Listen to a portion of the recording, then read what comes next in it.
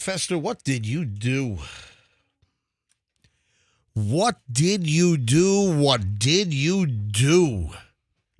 I'm not exactly 100% sure what I did. All I know is I believe the whole crew knows what you did, and then you what? You erased the evidence? No and yes. Well, hold on. Was there a Facebook Live video? There was? All right, no, I don't do Facebook Live. I'll do Right. Instagram Live like I did an Instagram Live yesterday. Anyone see my workout at my new workout regimen? Did anyone see that? Yeah, I posted a video. So none of my crew saw this. I got I missed it. a couple thousand views, but no one has seen it on the team. Yeah. As much as I want to watch you work out, no, I missed it. I said on the air yesterday, I said toward the end of the show that I was headed to my 2-day-a-week intensive workout and that I would shoot a quick Instagram Live. So I did, and that's on my Instagram Live. You want to check it out, Certified MJ Radio. But on Facebook Live, I don't do that. I'll post on our Facebook. But Fester primarily handles the MJ Morning Show Facebook account. Yes. So with Facebook Live, do you have the ability to go live and then save it and then post your live, archive it? Yeah, you post it to your feed and it's there for, it either expires in 30 days or you can save it there forever. All right. And you decided not to save it forever. You decided not to even save it for the entire day. You decided to just delete it. Is that correct? Because very quickly I started hearing reactions toward it, and I'm not that gonna... you were mean and cruel and absolutely an ass couch to Wacky Jackie from our sales department, who comes in here and spreads joy and does all kinds of great graphics for the morning show. Yeah, what did you say? Okay, first of all, I didn't hear anything above, "Hey, we might have a small issue." I heard a whole lot more than that. That's what I heard. I'm telling you, and I'm not here. And that's me who said that. Yeah, I said, Buster, we have an. Did I say small? Yeah, I said. I don't know if he said small. I think I said we have an issue. An issue. Roxanne sends me a text not 3 minutes after I post it. Hey, in Roxanne's very sweet way, we have an issue. We might have to take your post down. How did she I said message we you? have an issue. Wait a second. I'm reading it. I'm reading it. I have it here. But wait a minute. You sent a text? Roxanne's still at work when we're not. But wait a minute. Did you send a text? Yeah, I texted him. I said, we have an issue. Then, I'm taking your Fester, post hang down. on a minute. Then how do you know she went, hey? If you're reading a text, how are you verbalizing it? How do you think Roxanne would have said it? I don't know. Well, I can read it for you. All right, we go ahead. have an issue. I'm taking your post down. I'll call you in a little bit. Oh, so you took Fester's post down. I ultimately did because I got to it more quickly than she did. But the whole I'm not looking to piss anybody off. Well, you did. Well, that's what happened. Well, isn't that great to cause someone to cry uncontrollably in their cubicle for the whole day? I can't own that. No, you. Yeah, I can't. You initiated it. No, I do have to say this. Okay, we'll get into what was said and how it could be. And, we all know Fester very well. But this is what I always say to people. You can't lob an insult at someone and then also tell them how they're going to react to it, how they must feel about it. All right, we will deal with this later on. I just want to kind of set the table. This is going to be an issue. We're going to take probably 5 minutes and deal with this and try to get Wacky Jackie from our sales department. She's a sales assistant and does all kinds of great work over there. And Wacky Jackie, as you know, she's come into the radio studio on a semi-regular basis. Once a week or so, she'll pop in. And she's wacky, all right, but she also does incredible graphics, like the mystery merch. How many boxes do you have for mystery merch today? Because I've got another 2 in here. I think I have 6 in the office. Holy crap. All right, so, we had a bunch that we didn't open yesterday, right. Correct? Those are the ones that I have. And then, but no, because we didn't have that many, did we? So we have we had a pile of 5. You opened 4, 5, 6. You opened one of them up yesterday. It was Froggy's captain hat from Juan S. Yeah. And Snoop on the stoop. And then, where's Snoop? Snoop's in the office. All right, because I don't want to, I want to keep our pile of stuff so we can ultimately have a nice group photo. Okay, why don't you come to the morning show office during commercial break and you can see the rack that we have dedicated to him. It's not full yet, but everything we have is saved. Where is the Froggy? Mystery merch. Where's the Froggy microphone? The Froggy microphone's right in the drawer. Okay, because over I here. brought it in. That better not be Well, stolen. I brought it in on Wednesday, the day that you were out. No, I've got. I'll hold it up to MJ TV right now. No, I put it in my locking file cabinet. Okay, good. I was concerned because I didn't bring it back to the office. This is the Froggy microphone. In fact, I can unplug my microphone. Watch this. I'm doing this on MJ TV. Somebody sent like a Bob Barker Price is Right. Now, I wish it was the original, the Sony ECM51. Man, if you can, somebody send me a Sony ECM51. Hey, go to eBay quickly. All right. Stop asking for stuff. The original, I'm telling you, the original Bob Barker long, like car antenna microphone, or also like Gene Rayburn on the match game shows. That I'm telling you, man. That was the Sony ECM51, and it's the original Bob Barker and Gene Rayburn telescopic microphone. And those things, go to eBay. I'm on eBay. All right, so how much are they right now? The Sony ECM51, and sometimes they're not even available. Yeah. But this is kind of like a little knockoff replica of that. I think it's the more modern version. That might be the one Drew uses. But this, I don't think Drew has the bendy one with. Oh, it looks like it has pierogi's disease. Okay. Oh my god. Pierogi. Oh my god. Pierogies. Oh my Pierogi. god. Pierogi is like a Polish dumpling. A delicious Polish What dumpling. are you in a pierogi's disease? I wish I had pierogi's disease. Oh my god. What? You mean Peroni? Whatever Froggy always says. Peroni's Is it called Peroni's? Is that Peroni's. I just want to make sure Pierogies is when it bends. Yeah. I realize that because I've seen commercials for like some treatment for Peroni's disease. Is there a treatment for it? But the way you curve the microphone, it does look like a pierogi. Pierogi's disease. So I'm holding up the microphone right now, and I'm going to unplug this. And I encourage you to watch MJ TV. If you can't watch live right now, you can watch the microphone and me unplug my regular mic, which I'm doing right now. There you go. So his mic's shut off. Okay, hang on a minute. My mic's shut off. I'm going to plug in this mic. Hang on a minute.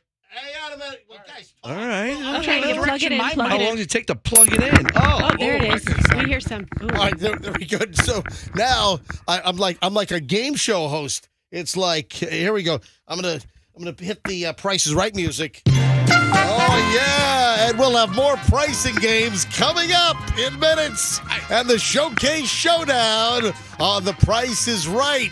You could totally do the whole morning show with that. Okay, don't do that. Don't do that. What? That's the kind of mic they use for press conferences, like with athletes. They'll lay it And MJ, curve listen, it towards them. So you could totally do it's the very- whole morning show on it's that very microphone. noisy though. Yeah, that you hear yeah. it every time you touch it. If I touch Crackly. it, if I touch it, it amplifies the noise of me touching. If I hold it still, it's okay. It's not as thick sounding as the regular microphone, but man, I feel really, really game showy with this thing. You know what that is? Whoa! Oh, it's time for the Family Feud. Hang on, let me kiss all the women. Come Let me here. get some lip herps. So that mic is only to be held by the base, not the flexible part, and that's also Right. doubles as a podium mic. Froggy's right. It is. This is really more of a podium, but it has the appearance of the Right. long microphone. All right, so hang on, let me. Unplug that microphone, please. I mean, I don't. What could that mic have possibly cost? Hang on a minute. I don't know. Hang on a minute. Oh, there we go. Okay, Nice. my regular mic is rehooked up. All right, I Froggy. do like it. That's a pretty cool gift. All right, so we'll open mystery merch. You know what? Yeah. We'll do some. Well, let's open up one or two items next. Okay. All right, mystery merch is people just sending us stuff like Amazon packages or other e-commerce. People are just sending us things, and it's called mystery merch. And we unbox and open up live on the air. Guess what? We're going to unbox, open up live next in minutes. What will we open on the MJ Morning Show? Hang on. Don't move. We're going to be all over the road today. It's going to be a jam show all over the road. I can't even lay out what we're doing. There's so much crap coming up. Good morning. No major problems or accidents to report.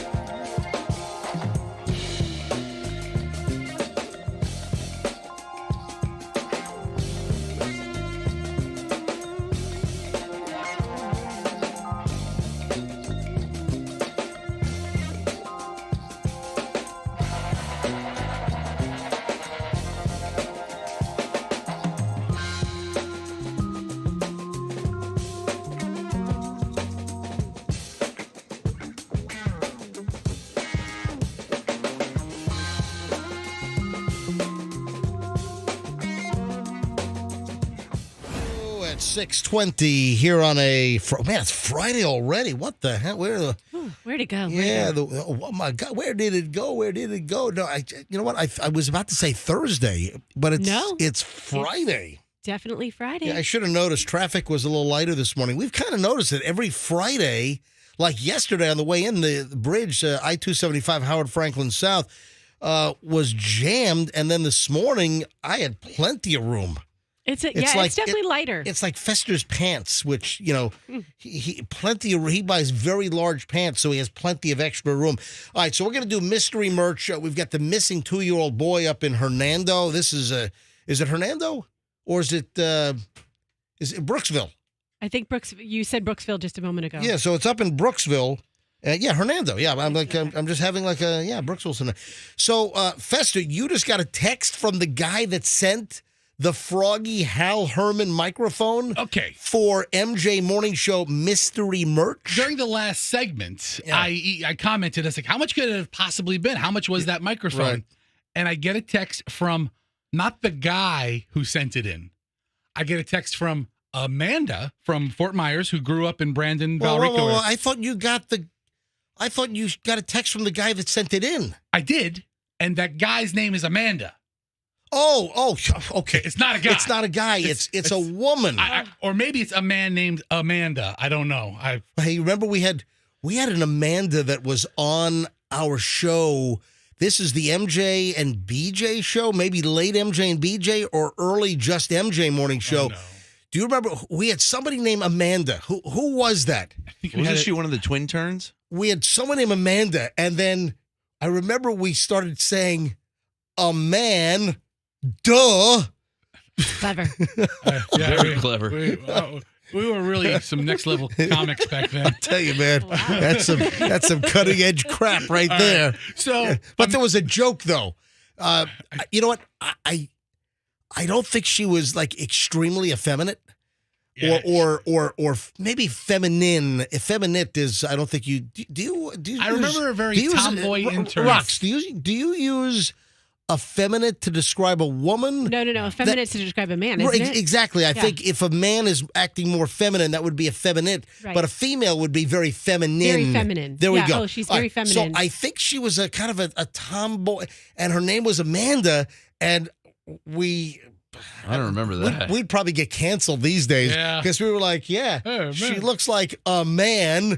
Duh. It was.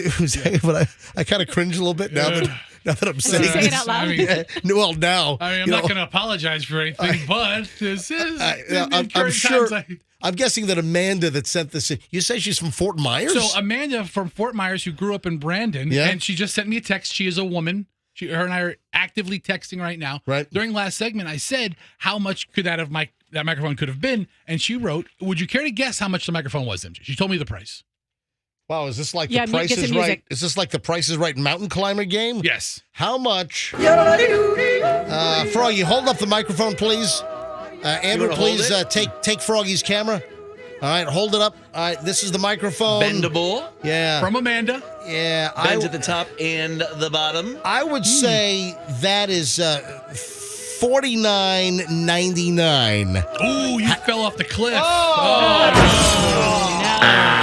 I think it's $19.99. What? How much? Froggy says $19.99. Froggy. And the actual retail price is? According to Amanda on Amazon.com, it was $23. All right, so Froggy, you weren't over those, so if we did Price is Right rules, I win. Thanks, Drew. Oh, and guess what? We've got the Showcase Showdown is coming up. Or no, you get to spin the wheel first. I want to see somebody get caught up in that wheel and get all dragged around it. Yes. Lose an arm. Yes. You want to see... You want to see a decapitation or an amputation? There's a picture online of behind the wheel, like how it looks behind, and it is junk. There's like just boards. Yeah, there's boards and writing and graffiti. A picture behind the Price is Right wheel. It looks like behind it. Really? And it's just garbage. Amanda says that the microphone she sent in was $23.99. It was $23 with tax on Amazon, and then there was like a 5% off discount code for that day. Wow! She also cannot believe that it works and doesn't sound too bad. No. We're just as surprised as you are. Amanda. Thank you, Amanda. Well, there you have it. There you go. Look, there's behind the Price is Right wheel. Look there's. Oh my God! It looks like crap. Looks like where a homeless guy would live. I'm going to hold it up to MJTV. All right, hang on. Hope you don't have any sensitive information on your screen. No. All right, is that a good shot? Can you see it? All right, I'm holding this up to the MJTV camera right now. And, of course, you can always watch MJTV if you go to mjmorningshow.com and click on MJTV at the top. And there it is. This is plywood.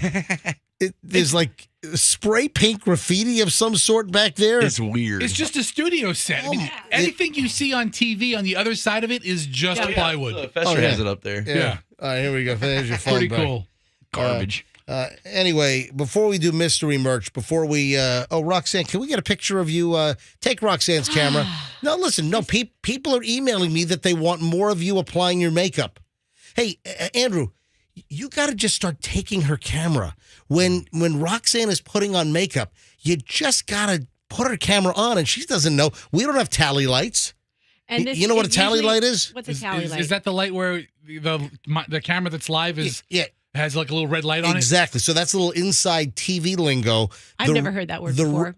You worked at Bay News 9. You were in the studio. You never knew what a tally light is? Never heard that. No, they didn't. No. A tally light is the red light on the camera that when the camera is taken live by the technical director, when the director says, ready one, take one, then the TD, the technical director, pushes, camera 1 or camera 4 or whatever. If it's the NFL Super Bowl truck, it's like ready 27, take camera 27. All right. So, no, that's called the tally light. Oh. Yeah, just a little inside lingo for you there. I usually put my makeup on right at this time. So, Andrew. I think it should be on This is the Roxanne time, all the 6:27. time. Hey, I'm very concerned about this 2-year-old boy that wandered away from his front yard in a very rural part of Hernando County yesterday. A huge missing child alert is in effect for Joshua J.J. Rowland. Really a terrible story. Where is this kid? Yeah, the sheriff's office learned that the toddler apparently walked out of the home while the parent was asleep. And this was yesterday. So deputies with the Hernando County Sheriff's Office, they were called to the home in North Brooksville, report of a missing child. Little JJ was last seen wearing a gray Batman shirt, gray pants. Kid's got curly blonde hair. There's all kinds of law enforcement out there in vehicles, on foot. They've got drones out there. They've got helicopters. They got canines. They've got not only Hernando County Sheriff's Office, you got Citrus, you got other agencies that are helping. Where's this boy? What scares me is there are little ponds in the area, like retention ponds. He's only 2. Oh, Jesus. A 2-year-old kid. So we'll get into this a little later on. I'm hoping that there's going to be some good news. It's very wooded that he wandered off and, maybe he's just in the woods lost and they're going to find this kid. But I hate to hear there are ponds nearby. And then, you always have to consider a child abduction, that somebody took the kid, but the sheriff in Hernando said that they didn't think this was a child abduction situation. But anyway, we're very concerned for this 2-year-old boy up in northern Brooksville. So here we go. It is time for MJ Morning Show Mystery Merch. So how long is this going to go on for? Eternity. Until we go off the air. In perpetuity? This can go on forever. Not every day. I can't wait till we start getting like 75-inch Stop saying that. Yeah, what are you saying? OLED televisions. You're the worst person buy ever. one. Seriously. This is not what the contest is. I didn't say it was for me. It's not a contest. If we got one, we'd probably donate it to some like children's home or something. Probably? Yeah. That's not what any of this is. I don't understand really what it is. You don't understand what is? I don't understand the mystery I turned the merch. music off. I got to set you straight. You don't understand what mystery merch is. I just don't understand. It's some guy named Brett sent in a whole 12-pack of Amazon Basic C-cell batteries because Fester was dragging his foot in putting new batteries in our megaphone. So we had a listener send in batteries. And then I said, you know what? We've had people send us stuff over the years. And we sort of, said, hey, you want to send us stuff? We'll talk about it. But this kind of launched of late mystery merch with the listener sending in the batteries. What else will listeners send us? So mystery merch is we're encouraging listeners just to send us random stuff. Useful, useless, funny, serious. And the whole thrill is we're going to unbox live on the air, like right now. Okay. Yeah, it's an unboxing, Frog. Unboxing videos are some of the most popular videos online. Exactly. You go to YouTube, Mr. YouTube over here. You waste 90% of your day on YouTube, and you don't understand the whole unboxing. I multitask, first of all. All right, here we go. Oh, look at this. This one has the battery warning like it's a lithium ion or something. Oh, no. It's got the UN 3484 sticker here. Global Response Access Code. All right. This is an Amazon box. And this was sent to MJ Morning Show Mystery Merch. All right. And it label says lithium compliance. All right, here we go. Unboxing. Yeah, one of the things live on the air. One of the things they changed on the website is to address it to mystery merch, so we don't confuse it with regular mail. Oh, that's smart. Yeah, I'm pretty brilliant. All right, here we go. And there is an Amazon brilliant. Looks like there's a gift note in here. And, a gift for you. MJ and crew thought you can use this for some fun shenanigans on the show. So glad you're back, from Valerie Murkow. Oh, we love fun shenanigans. What is it? What do we have here? Here, Valerie. All right, hang on a minute. Let me open this thing up and see what it is. And, look at this. Is that a taser? No. Oh, God. It's a blah, blah, blah button. Oh, good. Oh, I love those. I have one of those, but I have a yes/no button. You have a blah, blah, blah? Yes. No, she has a yes/no button. So I actually have a yes, and I also have a no. I have two separate buttons. I got to try to open this thing up. The I batteries. have a green one, and I have a red one. All right, here we go. I'm opening the batteries up. And Don't ask. All right. You have, say it again. No, you have one now? So you remember, what was it, Staples that had like the easy button. The easy button? Yeah. So Roxanne has apparently a yes and a no button. Yeah, the yes one is black and green, and the no one is red and black. So she has, instead of audibly giving her children answers, she just has like two buzzers like a game show. I got to figure out how to get the batteries in. I'll tell you what, when we get back, I've got early morons in the news, and I'll have the blah, blah, blah button ready to go so I can hold it up to the microphone. Here, throw that over here. Everybody knows how busy you are during commercials. I'll figure it out. Hang on. We're back in a second on the MJ Morning Show here on Q105. Stand by.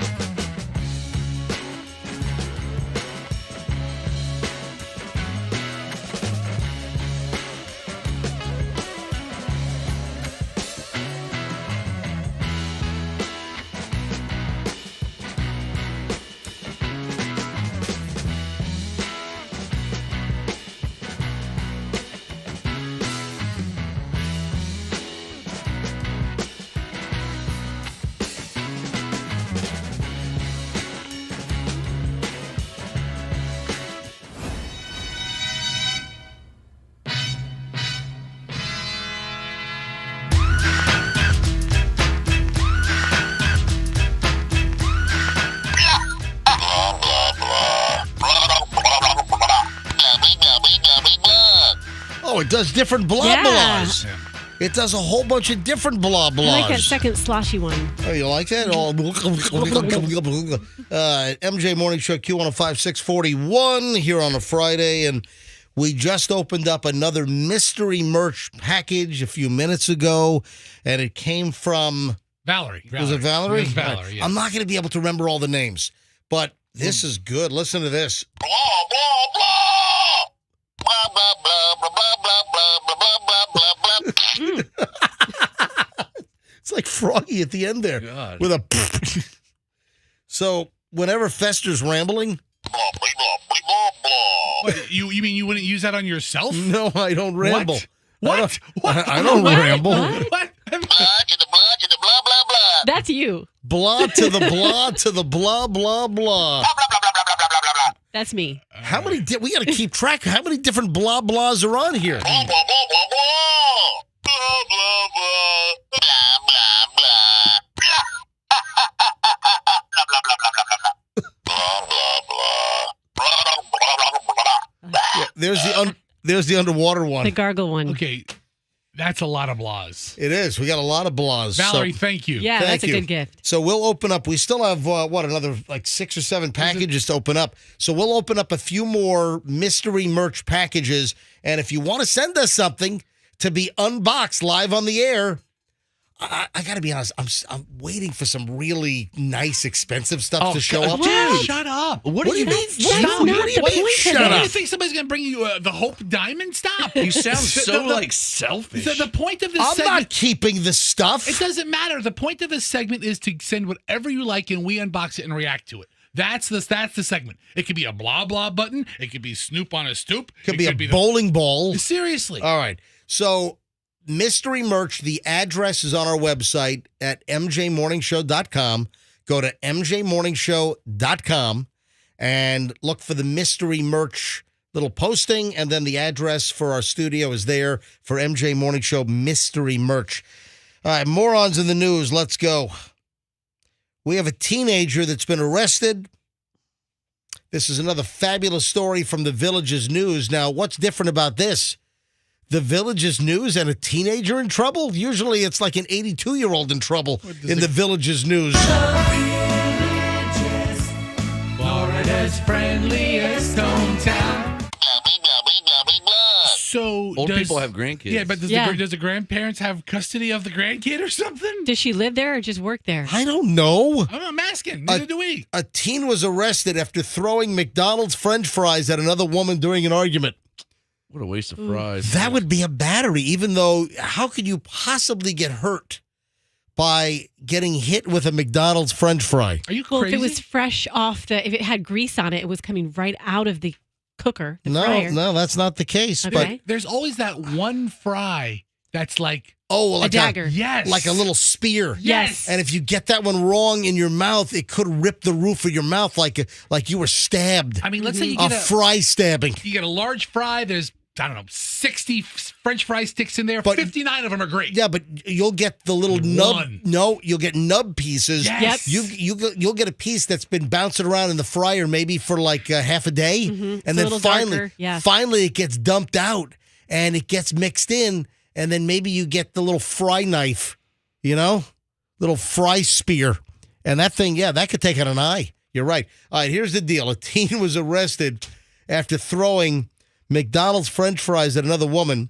Armani Monique Lassane, 18. She's Lassane. Prices are so low. Crazy Armani's prices are Lassane. Her name is Armani, but rather, her name is not spelled like Armani, like the fashion house. How's it spelled? It's Armoni. Of course. Armani. Like, hey, man. Yeah, man. Come on. It's Armani Monique Lassane, and her prices are Lassane. 18 years old. She lives in the Cove Apartments in the Villages, had gone to the door of another apartment dweller on Tuesday to inquire about a stolen cell phone. What? You steal my phone?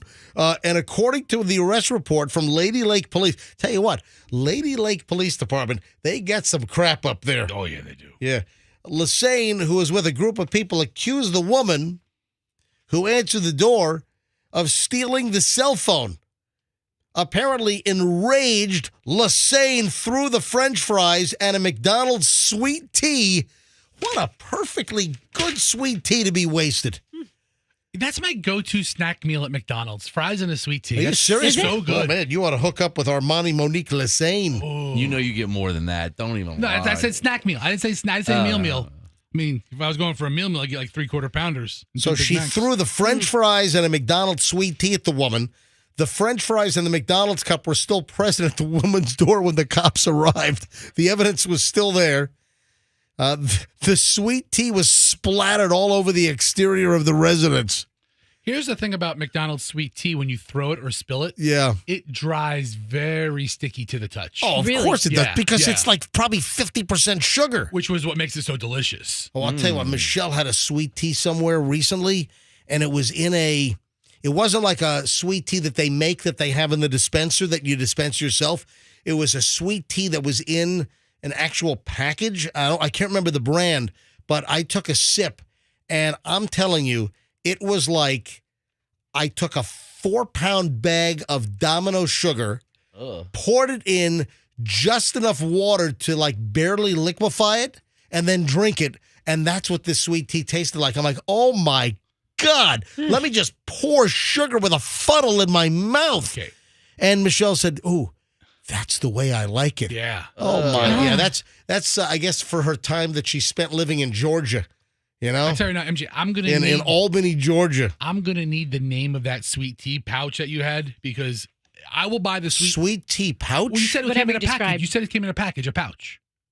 You said I said a bottle or a package. I didn't say pouch. fine, a pouch. What not kind of sweet tea comes in a pouch? Like the Capri powder. Sun. I mean, the same one that comes in a package. Okay, all right. I got the Capri Sun. There you go. Yeah, Okay, all right. the same one that- You got me there, Froggy. But I don't know of any sweet tea that comes in a Whatever pouch. the hell this brand was and whatever receptacle it was in, I need the name and the package and the name information, because that sounds like what I want. I want sweet tea called Hang on a minute. diabetes. This is probably the earliest I've ever called Michelle. Hang on. I am not a sweet tea person, but those who are, like Fester and Michelle, I mean, they love it. They've got to have it, I huh? don't think you could be friends with Armani, Roxanne.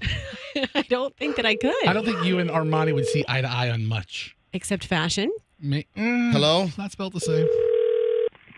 Hello? Hey, sweetie, I'm sorry. I know this is like among the earliest I've ever called you at 6:49 in the morning. But we're talking about that nauseatingly, drippingly sweet tea that you had recently. Oh, yeah. And remember, I took a sip and I'm like, oh my God, just pour the sugar directly in my mouth. That was too sweet for me. You said you loved it, and Fester wants to know, what was it? Do you remember the brand? No, we got it at King of the Coop. Yeah, we tried that King of the Coop, that hot chicken place. We tried that for the first time, and they have the tea. Michelle loved the sweet tea. For me, way too sweet. Was it out of like a It was a product that was packaged, right? No, Fester, I said it wasn't. Dude, listen. I'm not talking to you anymore. I'm talking to Michelle, the person who knows the details about this. Go ahead and talk. Jeez. So go ahead and ask your question. Go ahead, which I Michelle. already answered. Michelle, was the sugar so thick that you could chew the? That's sweet- not what you were doing. A dispenser thing. You were trying. You were I'm going to not ask talking to Michelle. you anymore. You were going to ask Michelle, is it something that was out of like a dispenser? And I already dispelled that. No, it was an actual bottled product, right, Michelle? It was in the bottle in the front case at the restaurant. They make it there. Oh, they do make it there. Okay. So But it was- on the website. But it was in a bottle. Yeah, they Yeah. make it. Yeah, for me, the chicken, I enjoyed the chicken, but the sweet tea was way too sweet. For me, at least. Yeah, well, too bad. Yeah. Right. All right, so there you go, Fester. That's your answer. Maybe So- you need to drink a little more sweet tea. No, I don't. It can't be. I don't like too. That's why I hate Cadbury eggs. It might have an effect. I know as we get close to Easter here, I know the Cadbury eggs are sitting on Walgreens and CVS checkout counters everywhere right now. Oh yeah. Those are good. But no, they're not. Yes, they're too, so yummy. No, the Cadbury egg is too freaking sweet. To you. It's nauseating to me. I And just I wanna love eat the sweets. I love chocolate. Coated one. All of them. The one. No, you're wrong. Those little Chloe and I love those little candy coated. No, the candy coated ones with just milk chocolate in the middle are okay. It's the milk chocolate outside that's shaped like a real egg that has like the fake yolk inside. That is just way too sweet. You know what I overdose on every year at Easter? I don't know. Robin's eggs. See, robin eggs are like Whoppers with the candy coating on the outside, right? Yes. All right. I can't stop. Anyway, so Festa, there's your answer to the sweet tea.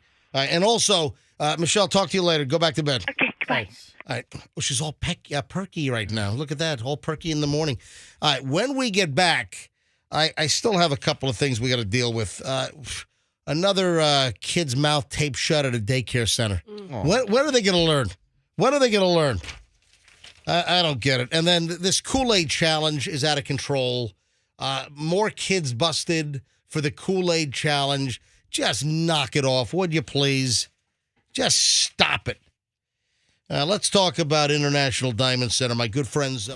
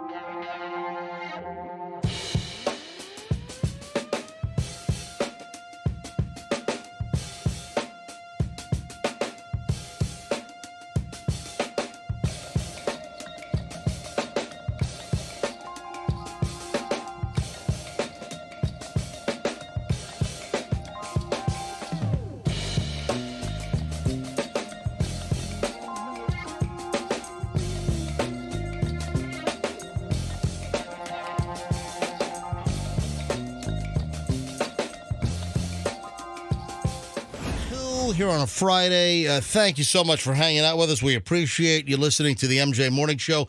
Make sure you don't miss large chunks of this show every day. If you like what you hear when you're listening, imagine what you're missing when you're not listening. So if you're like in the car and you drive to work, and if it's possible for you to continue listening at work, do it. You want to listen to the MJ Morning Show as long as you possibly can every day because you don't want to miss our awesome content here, Froggy. It's true. It's awesome. It is awesome, and all right? If you miss it, you're missing the awesomeness. Exactly. And that makes you all right. a misser-outer. I'm glad you didn't say awesome sauce because I hate that term. Awesome sauce. Oh, God, I hate that. But listen, you can obviously listen in the car, but when you get into the office, you get into work, listen to us on a regular radio on 104.7 FM or use any of the apps.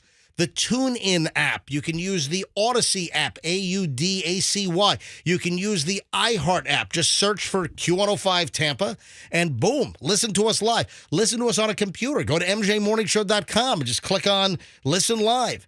Our My Q105 app. All you got to do is hit that and boom.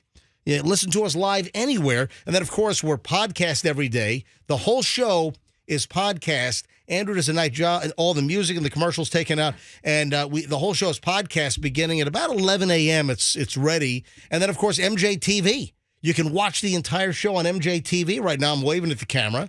That's live. Go to MJMorningshow.com, click on MJ TV, and boom. All right, I have an alert for our listeners. If you're a teacher, if you're a daycare center worker, I have a warning for you, and I can sum this whole thing up with a sound effect. Okay. Would you like to hear the sound effect? Please. Yeah. Here is the sound effect. And if you're watching MJ TV, it's not only a sound effect, it's a visual effect as well. Ooh. All right, so here we go. Man. What a sound. That is...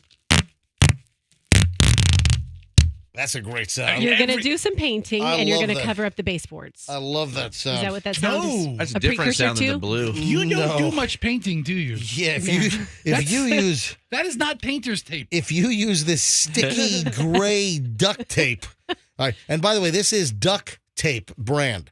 It's not. It's actually called Duct, D-U-C-T. Yeah, I know that. All right, but this is the Duck, D-U-C-K brand.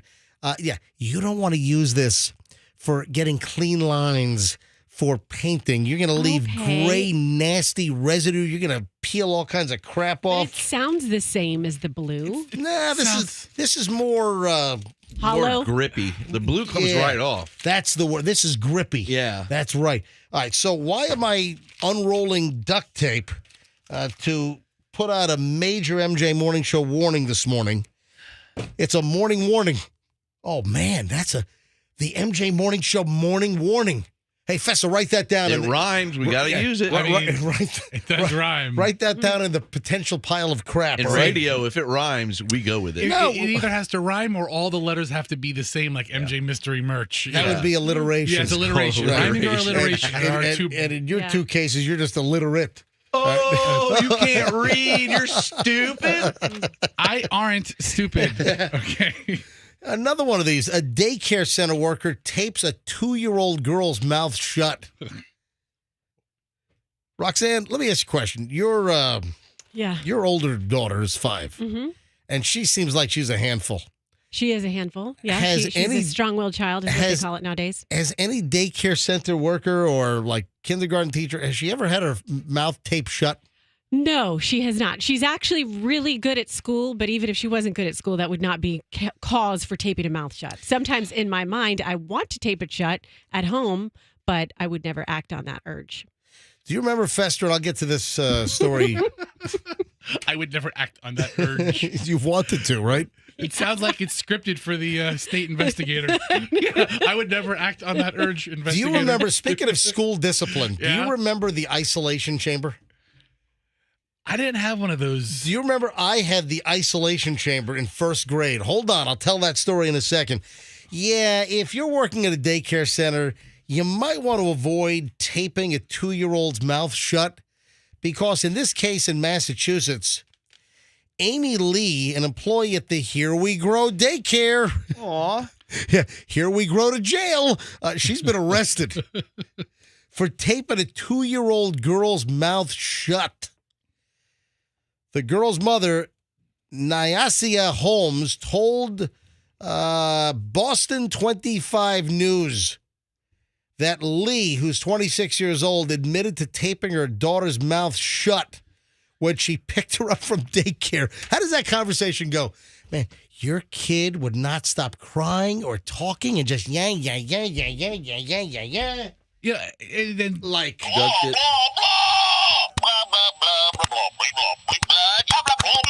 God. I'm going to break that thing.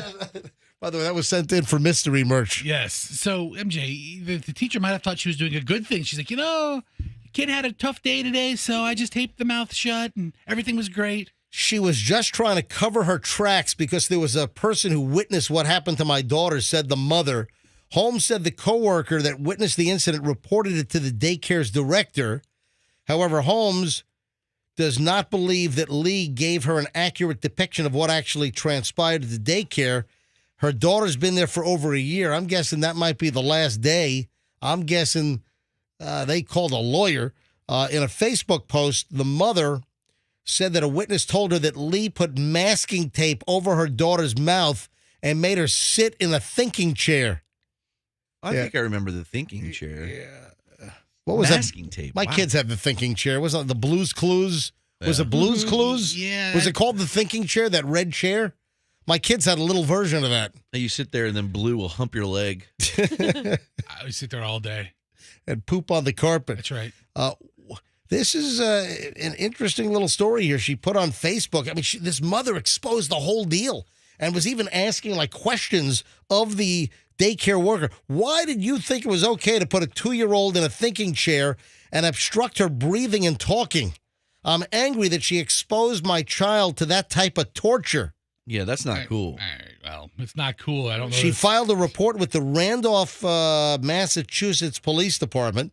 The next day, she met with the director. Anyway, the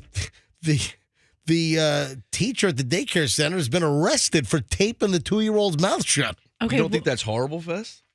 I don't think I would call it torture. I Well, wouldn't what- call it unhorrible. What if the kid couldn't breathe, like had a stuffed up nose? Then they're not able to breathe. I would have to see the taping. Was it a complete taping, like a kidnapping taping? Was this a little piece of tape just keep those lips shut?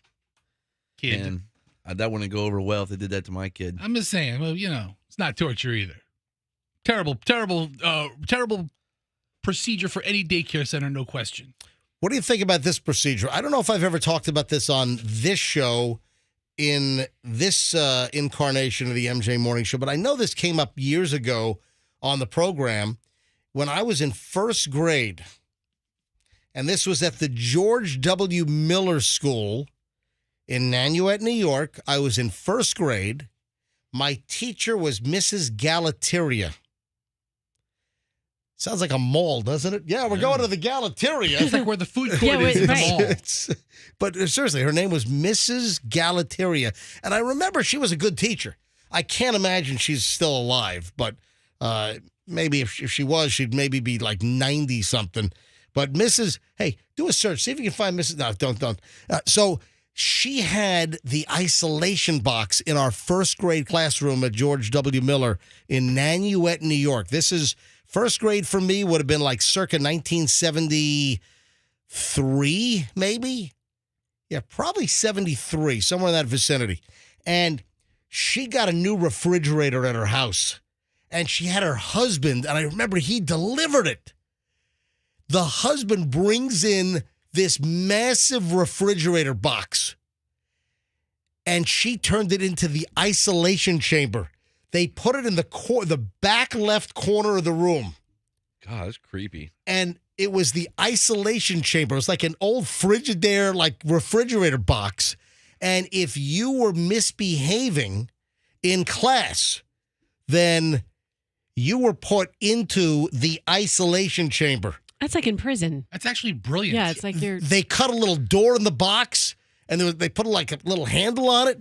And if you were misbehaving in first grade, oh yeah, little misbehaving. Mama told me not to, I did anyway, misbehaving. Daddy said don't, but I said I'm gonna misbehaving. Eyes on the windowsill, crawdads and playing with a stick.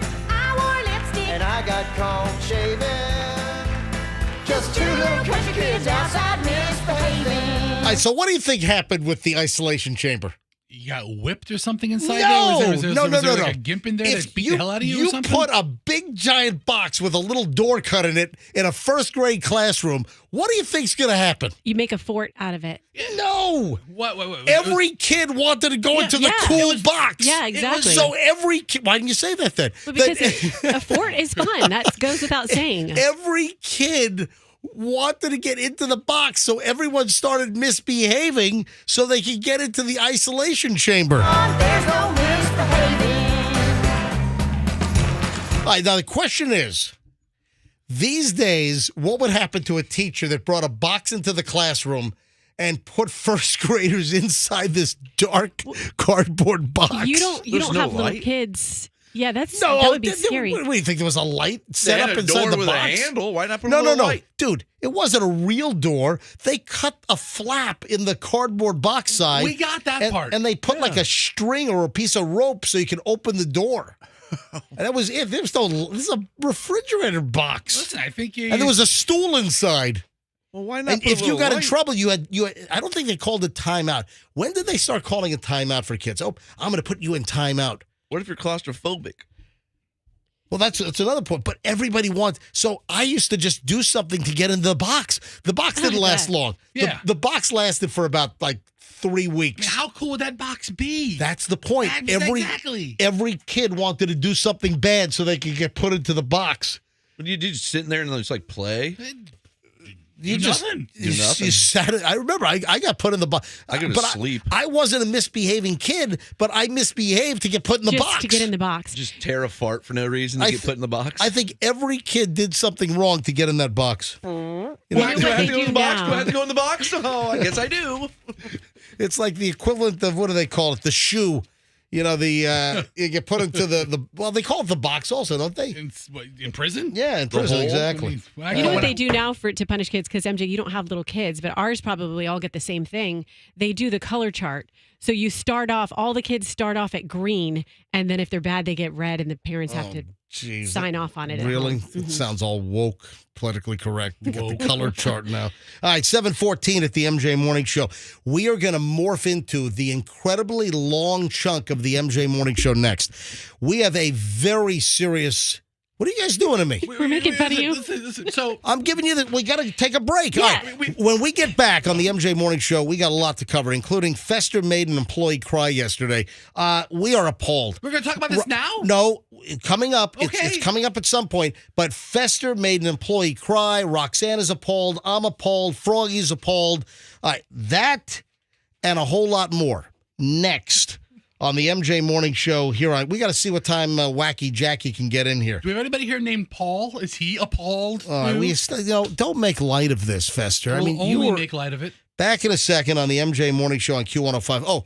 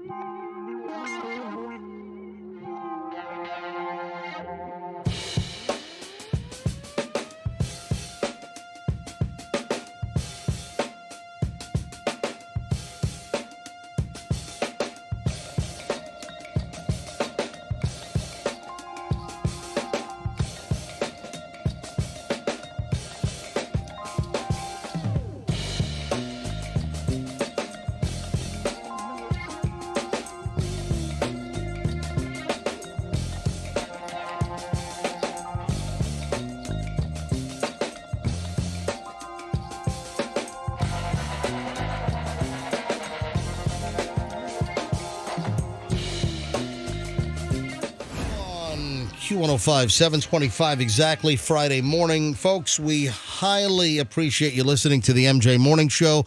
And please spread the word. You know, it's amazing, Rox, how many people still find out that, oh, I didn't know you were back. I just found out. Our audience has grown incredibly, but it's still incredible to me how many people still are discovering. So if you could help us along, folks, and tell folks that might not know that we are back Monday through Friday, 6 to 10 a.m. on Q105, 104.7 FM. It's important you tell them we're on 104.7 FM, so there's no 105. Confusion, Yeah, there's yes. no 105 confusion there because we're actually 104.7 here on Q105. Roxanne, in a minute, we're going to get to things that bother Roxanne. And then you also had another brush with psychics? Yeah. Is that, I think, you know how we talk about the romance scams? Yeah. I think they're targeting me for a psychic scam. All right. Oh, Wacky Jackie from the sales department who was embroiled in this massive Fester controversy. And we're just appalled. When I heard about this, when I was tipped off, when somebody called me, and I got a call from a very unlikely individual, because this individual is not known for couth. I know that somebody can be uncouth, but am I using that properly? I've never heard anybody being couthful. Not. This individual is typically very problematic. So for this individual to be rocked and call me up and say, "Hey, are you aware of what happened?" I'm like, no. So I got filled in. Once I heard this, I'm like, you got to be kidding me. Couth is cultured, refined, and well-mannered. Right. Well, there you go. So I guess. Yeah, it is a word. Is it COOTH? UTH. COUTH. Yeah. All right. All right. Now, we're going to deal with the Fester incident and what happened because the evidence has been destroyed. But the story remains because enough people saw what happened. There was enough commentary going on here. So we'll get to that in just a minute. We're going to call Wacky Jackie up because she's not going to be in until after the morning show is over today. Oh. She's got an appointment. So we can't have her live in the studio. So we'll have her live on the phone. And what did Fester do? We'll explain in just a matter of minutes. Yeah. All right, fine. First, though, a couple of things. Rihanna's halftime show at the Super Bowl.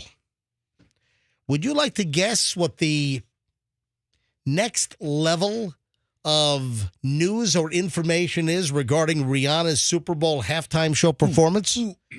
Yes, Froggy. Of course, I'm talking about the Super Bowl and the NFL on Fox. All right, yes, Froggy. How many complaints they got? Yes. Really? Yes. Survey says number one answer on the board. The number of complaints received thus far by the Federal Communications Commission regarding Rihanna's, I guess, her crotch grab and all that stuff. And sniff.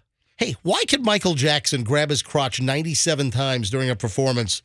It was part of his act. I mean, it was something that you were just used to. But Rihanna does it a couple of times, and people are filing complaints. I think there's people just looking for a reason to complain about anything, though. As of yesterday, the FCC had received 103 complaints for Rihanna's Super Bowl halftime show being too sexual. Okay, that's really low. Do you think that's a high number? Well, 300 million people in the country and 103 complaints? 330 million people. Whatever. How many people watch a Super Bowl? This year they claimed, I think it was about 115 million watched the Super Bowl. And 103 complaints? I'll take that. Not bad. Rihanna's halftime performance has generated complaints because of the sexual content. TMZ obtained the 103 complaints made to the Federal Communications Commission. Yeah, that does sound low. Regulating television and radio broadcasting and your wireless phone. We got more complaints on our text line about it. I mean, Did we? This morning show gets about 103 complaints a day. We do. Seriously. I mean, 103 is nothing.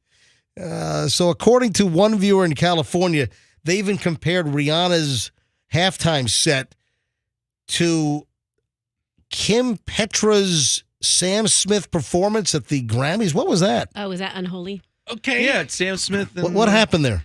It was just people were saying that it had satanic undertones. Oh, that's right. That's right. I remember that. Now I do. Listen, you have for the people who are complaining, just 103 people, they're going to come up with the most ridiculous analogies. One viewer in Utah. Oh, in Utah. Wrote, this year the halftime show was so indecent I had to turn off the TV because of the pornographic content. Yes. What? That person actually had their complaint lodged and then had all 12 of their wives file a complaint. People so that's were- 13 complaints right there. People were upset over the overtly sexual dancing. What? Okay. I mean, Well, there was a lot of crotch gyrations and yeah. What was so did Elvis? I mean, It's 103 people, MJ. This is a non-story. Listen, I'm just telling you the story. I'm not saying I didn't complain. I'm not going to complain. I don't really like the crotch grabbing, but then when you put it in perspective of like Michael Jackson did it all the time, I mean, and I think too, if parents like children are watching the Super Bowl, yes, I agree, but that's the time to say, kids, see what she just did. I don't ever want you to do that. Apparently, most of the Have a anger discussion. was at the backup dancers that were dressed up like the backup the guys in the white You outfits. couldn't even. They were just balls of white. You couldn't even Yeah. see what they were doing. Bunch Well, of cotton balls. They were gyrating, and people said that Oh, they heavens, no. they were making gestures that were patently offensive and completely inappropriate for children. Okay. I didn't see that. I guess I was watching Rihanna the whole Look, time. as They all had clothes on. I do know that. Nobody was. I perform in unclad. front of 115 million people. I get 103 complaints. That's the best gift ever. One viewer in Florida complained, quote, these are actual complaints that were sent into the FCC. One viewer here in Florida wrote, she spread her ass cheek at the crack. Mm-hmm. She rubbed her pants where her Mm-hmm. Right. was 3 times. Yeah.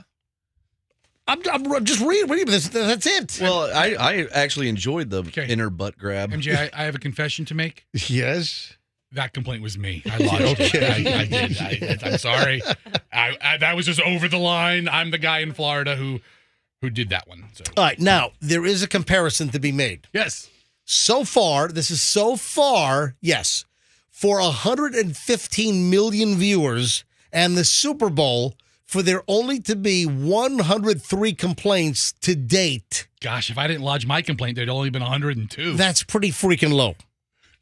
Would you like to guess how many complaints were lodged after the Janet Jackson... Nipplegate. Yep, Janet Jackson, Justin Timberlake wardrobe malfunction at the Super Bowl in 2004. Would you like to guess how many complaints were made there? Roxanne. 524. No. Specific. No, but we keep going because no one went over. Fester, we'd like to guess how many complaints there were at the Janet Jackson halftime show with the nipple exposure. 5,024. No, but we keep going. Oh, wow. Froggy, would you like to guess how many? I'm gonna go with $1, Bob. Stop. All right, you're. I'm gonna say No. 7,000. Okay, are we Okay. way off? You guys are not even on the same planet. Is it like 50,000? You're not on the same planet. Is it 100,000? You're not on the What? same Is planet. it 250,000? You're not on the same What? planet. Is it a million? What? You're. Oh, jeez. Is it a million? Now you went over. Oh, is it 600,000 complaints? What's the number? Tell us. 540,000 complaints Oh, my God. for Janet Jackson. So I And was right with the 5 and the 4. You were on the right track with the numbers. Just you missing a couple of dozen zeros. wow, how about that? All right, Roxanne, can you explain this whole psychic mess that you're blabberating about? Yeah. Okay. So And then also, right after this, things that Roxanne is angry about. I Things don't that even Roxanne hates. This is like I'm playing the pyramid game. I'm like, all right. So tell me about the psychic first, and then I'll bring up what you hate. okay. So a couple of weeks ago, a psychic reached out to me on Instagram. And she was like, "Oh, I have messages from your ancestor." And ironically, she reached out to me on a particular day that something really bizarre and tragic had happened related to my family. So she reaches out to me that day. Is like, I have messages from your ancestors I need to talk to you about. All right. And then- So someone's reaching out to you that your ancestors are trying to talk to you and get you a message? Yes. And then she also said, and now, who is this woman? she's a psychic online. But Does she have a name like Lady Esmeralda or something? It is Lady Esmeralda. Is that who it is? Yeah. And so, Lady Marmalade. All right, so hold on a minute. yes. Is she a listener of the show? I don't know. So you don't know how they're. This I could don't be know. someone that doesn't even know. They're just fishing, and maybe it's going to turn into a money grab scam. It could be. It could be. Well, so did they use anything specific to you? I haven't finished telling the story. Oh, I'm sorry. All right, go ahead. So then she says to me, I feel that your vocal and sacral chakras are blocked. So then I know a little about chakras. So I hit her back and I was like, listen, you're off base. I use my voice for a living. I talk for a living. So I don't think that's blocked. And I don't know if you guys know about sacral. You know what that is, right? No, I have no idea. No. Like sexual stuff. I was like, I don't think that's blocked. And so I said, so I think you're off base. So then I just wanted to say, okay, that was it. Well, then she just keeps trying to get me. Oh, your ancestors have messages for you. And she won't tell you what the messages are? No. And now I'm engaged. And then she started telling me, then she was like, send me a picture of your palm. And I was like, no, I don't send body parts to strangers. And then she said, I don't know why I'm engaging in this, but then she said, just Venmo me X amount so I can proceed. There you go. Right? Okay, that's the deal. This is a money grab. Yes. Exactly what I thought. They don't even know who you are. They're just fishing on Facebook. They're just fishing. They're throwing this out to thousands of people. And you're talking to her. Because you're going to, Roxanne, when you get this crap, you just hit ignore or block immediately. Okay, I really do. 99%. I don't even answer DMs, but I just engaged with her because, like I said, it happened on a very weird day in my household. Roxanne, okay, this is like the story I talked about yesterday about all these hot women that are DMing me on Instagram. Hey, baby, what's up? Yeah. I'm looking for a serious relationship. Shut up. I mean, no, you're not. You're trying to have me send you money via Western Union to Bulgaria. All right? Cut the crap. All right? Okay. So, all right, that's psychic number one. Yeah. So then yesterday. That was what? 2 weeks ago? When was that? About 2 weeks ago. All right. Or 3 weeks ago. Then, so yesterday, psychic number 2 reached out to me. How do you know it's not the same one? She has a different profile. Okay. Well, they can have more than one Same profile. operation. It's like a psychic boiler room in the middle of Paraguay. Actually, they are both. It's from, the Glenn Ross of Seriously. psychic Facebook I rackets. mean, which psychic is going to get the Cadillac? Who's going to get the steak knives? I mean, come on. What does the next psychic tell you? So then she's like, I see glory and blessings, blah, blah, blah. I have an important message from you, but I need your permission to proceed. Your ancestors are trying to reach you. Oh, it's the same boiler room. It's the same racket. It's the same script. And guess what? Ignore. She said the same thing about my throat and my sacral energy. But then Your throat? yeah, my voice chakra. Yeah. So then she said, this is where she kind of got me because then she said, maybe they've been trying to reach you through your dreams, which I do have some of these weird dreams. And she said, or the repeated numbers that you see. And then she listed like all my favorite numbers. Roxanne, you can't fall for this. Oh my God. Oh, she knows me. I have to talk to her. No, I I'm have not to send her going money. to. She knew my favorite numbers. What numbers did she reveal that turned out to be your favorite numbers? Well, I'm not going to say them Why because they not? might be my passwords Oh, to stuff. jeez, it's going to be her PIN number for her ATM card and her alarm 1, code 2, at the house. 3, 4. Come on, what is one of the numbers that's your favorite number? Oh, I can't say. Say, because There's it's a whole bunch of them. It's probably, you know the deal. Is 16 on the All right, list? have you heard, listen to me. Is 48 on the list? Have you heard that when you ask somebody to pick a number between 1 and 10, most people gravitate to 7. Exactly. Most people gravitate to that. You've heard that, right? Yeah. When you say pick a number between 1 and 10, it is remarkable what percentage of people will just blurt out 7. So she might have just rolled out known racket of like what people like as far as a favorite number. She did list 4 of the 10 numbers. Roxanne, don't be gullible. I'm Don't be a not. rube. I'm not going to get back to her, but I just thought it was funny, like that she, same message. So this is just like the love scam. It's like the love scam. They want to engage you, and then they want to say something that's gonna, oh, you know what else I did yesterday? Tell us, please. Yeah, what else did you do yesterday? One of my friends sent me a song that was a really pretty song about, someone in heaven. And she was like, this reminds me of your dad. And then I posted it. So maybe this psychic person looked at my story and saw that. And that's why she's like, oh, people are trying to reach out to you. Like that I would be ripe for that. Roxanne, when you go to the fair and you see that basketball game with the bent hoop, do you just keep trying and trying and trying? You're like, I'm going to make it this time. When you see the bean bags that you got to throw into the bushel wicker basket, whatever the hell that thing is. Or you got to knock over the 50-pound bottles that are just glued to each other. With a wiffle ball. You've got metal bottles that are like chunks of lead, and you got to knock them over with a ping pong ball, with a wiffle ball. So, Roxanne, I swear I'm going to do it. Roxanne, you're not engaging these psychics any further, are No. you? Please no don't. feather. Just stop. What about things that make Roxanne angry? And There's a long list. You don't know what you sent me this earlier in the week. You went off. Am I your therapist? Because you email me and you're just ranting and raving in your email. Do you even know what you ranted and raved about earlier in the week? I have no clue. That I have not mentioned yet? No, I have no clue. I probably regret it. Like, Oh, God. Like what'll happen sometimes, I'll send you stuff, I'll rant and rave, and then I'll wake up in the morning and be like, oh, he's going to talk about that. And then you don't talk about that, Right. and then I'm relieved. Well, I'm going to talk about this now. Earlier in the week, Roxanne goes on a tirade about almond milk and oat milk. Oh, I did. Oh, no. I'm like, Roxanne hates almond milk. Roxanne hates oat milk. Roxanne wants to kill almond and oat milk. Roxanne wants to run it over with her car. Roxanne wants to shoot it. Roxanne wants to burn it with fire. What is your deal with almond and... gimmick. Hold on. Say that again. It's a gimmick. All right. I tend to concur that almond and oat milk are a racket.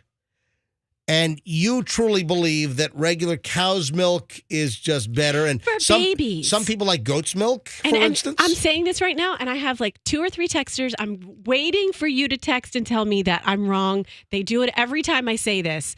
Every time I talk about I gave my kids cow's milk, they'll text me and say that's terrible for them. You know that, and then they'll send me all these dairy facts about dairy being bad. Passionate Yes, cow's we do. milk listeners or Anti-cow's milk. The deal is, and I know I've read this, like almond milk, isn't it mostly water? So it's almost all water, Right. and a handful of just like emulsified, strained almonds. I've seen videos on how to make almond I milk thought at I home. read that almond milk is really a racket. It's like half a cup of almonds to a gallon of water or something, and it's just whipped and emulsified and made murky to where it has some kind of flavor to it. And then what the hell's oat milk? Oat milk is the same thing with oats. And they just smash oats into the milk and they liquefy it or then add it to a whole lot of water? If you put a cup of oats in 2 gallons of water and whipped it or blended it and then strained it, you'd have milky colored water, which would be oat milk. You want to really make me irate? Put that garbage in my coffee. Disgusting. Oat milk Either or almond one. milk? Either one. All right, folks, Roxanne has an unbelievable visceral hatred for oat and almond milk. And in fact, if you remember, on your rant in your email earlier this week, which was very unhinged, by the way, I'm kidding. I fully agree with you. But you included a story. There's a new story. Yeah. I think this is what prompted you to get all angry. It is. But you were angry independently already anyway. I just mentioned the phrase oat milk and I'll get angry. And what do you hate more, oat milk or almond milk? Almonds milk, because I am allergic to almonds, and I didn't find out I was allergic to almonds until a couple years ago. Doug's also, he gets inflamed by almonds. He just found out a week ago from that test that I did. He likes White Claw milk. Found out a week ago. Here we go, folks. Latest episode of Roxanne and Doug. Okay, so we're both here. Your kid could be allergic to almond milk, and you think you're doing them a favor by giving it to them. Just give them some cow's milk and let their brain develop. Your kid can be lactose intolerant. And you'll different. you'll figure that out. Then you get Lactaid. You get the stuff without the lactose stuff in. Listen, here's the deal. Roxanne included a news story about this, that plant-based milks Yeah. that it's not better than real milk. So here's the deal. The FDA, that's the Food and Drug Administration, not to be confused with the FCC that's handling all the Rihanna complaints. Yeah, all 103 Yeah, of them. the FDA wants almond and oat milk makers to admit on their packaging that their products are not as healthy as the dairy version. So that's the update here. That is the breaking news. That's what triggered Roxanne, because there's a new story out. The FDA is soon going to recommend that plant-based milks carry warnings that it's less nutritious. Don't think that you're drinking almond or oat milk and, it's got to be healthier. Almonds and oats and, wow, it's got to be. No.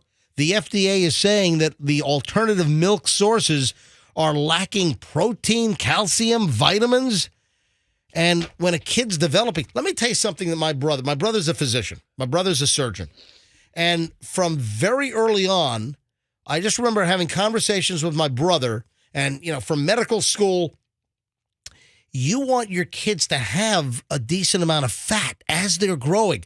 Whole milk and fatty foods because, Roxanne, what are you pointing to? Their noggin, their brain development. Exactly. Fatty items for kids in development are important for healthy brain development. You need fat. And if you put your kids on a low-fat deal, they could turn out to be like, Lloyd Christmas or something.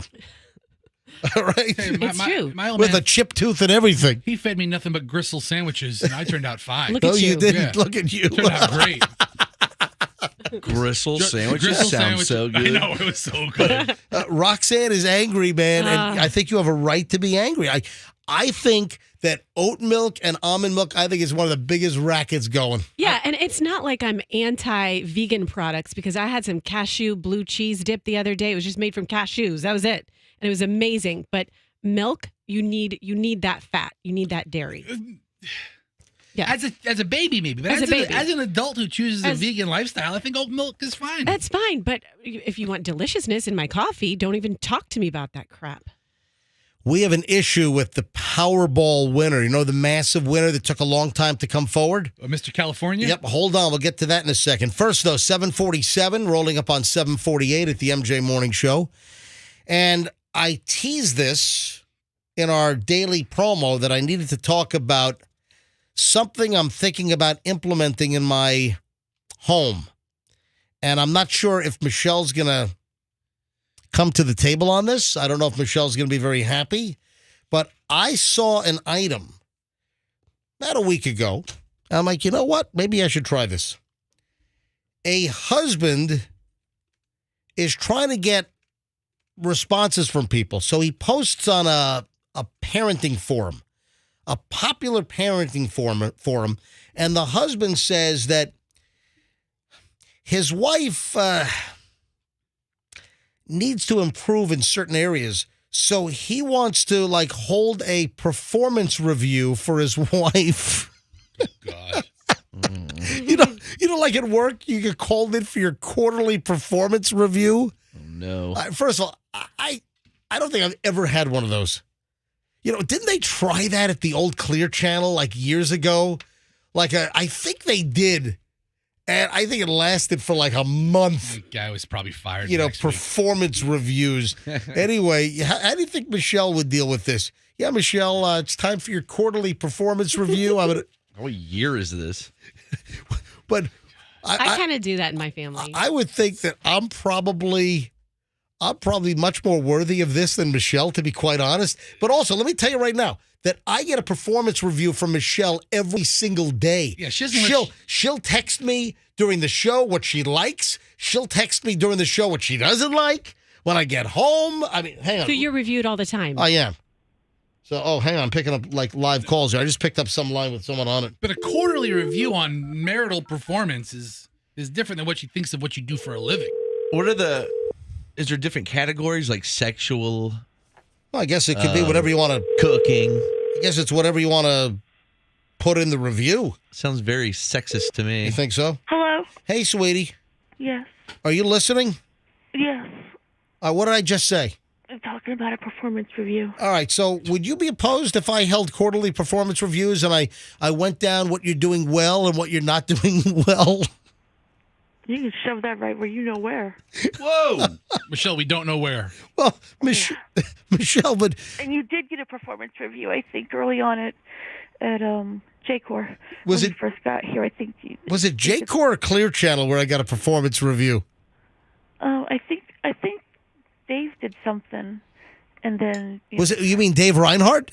Yeah, Hello, Dave Reinhardt. right. I think you did get a little something. He was a great general manager. Well, MJ, we're all surprised about how many ass jokes you make. But other than that, we're all really happy. I think I had one performance review, and that was it. Right. And I don't think it. No, but listen, I was just telling the audience, and if you were listening, Not Michelle, beneficial for you. what? It's not beneficial for you. What? Oh, it's not. Oh, it's not beneficial for me. Oh. Hold on. Beneficial. You don't think that performance reviews are beneficial for me? No, Why is that? because you don't take that kind of constructive criticism and do anything with it. yeah, she's exactly right. You just No, deflect it. MJ, It's like you and you got a shield over there. Yeah. Like, all right, whatever, and you just walk out. anytime you and I talk about something and there's an observation that we have, you're like, bah. Oh, he's going to take advice from you? Listen, Bah! hey, Yeah. Yeah. I don't know if we should do this, MJ. You know what you're talking about. That's I why know. I think Dave Reinhardt did it once. It was like, well, whatever. If Never I did don't it like again. something, I just shut it down. I just I walk. Yeah. I don't want to hear this. Yeah. Bah! Exactly. So my new way is I consult Michelle. I go, Michelle, this isn't working, but MJ's not listening. All right, I'll talk to him. And then lo and behold, it Oh, goes away. really? Yeah. Yeah. Michelle's my counsel. Yeah. Well, I I'm like know. a- I know that you guys have a little. go-between. You guys have a textual relationship. I refuse. You know what it is? Yeah. I'm like the MJ whisperer. Oh, say that again. I'm the MJ whisperer. Wow, like Cesar Milan. MJ and I were having a fight a couple weeks ago, and I was like, "Stop!" He's like, "Why?" I go, "Let's get Michelle on the phone." He's like, "Why?" I was like, "I don't have any conversations with you outside of the show about anything of significance. Michelle is my counsel. Michelle's your MJ counsel. She is. Yeah. Anyway, what do you think if I held performance reviews for you? You do it to me every day. You've already texted me 4 times this morning on what you like about the show today, what you don't like about the show. I mean, I get performance reviews like on the fly every day from you. Because you'll come in and you'll ask me what did I think about the show, and at 10:30 I can't recall anything, right? I'm just like, oh my god, I've already moved on with my day. But in the moment, I can go ahead and give you immediate feedback, Great. right? Well, I got a lot of feedback already this morning on my texting Yeah. here.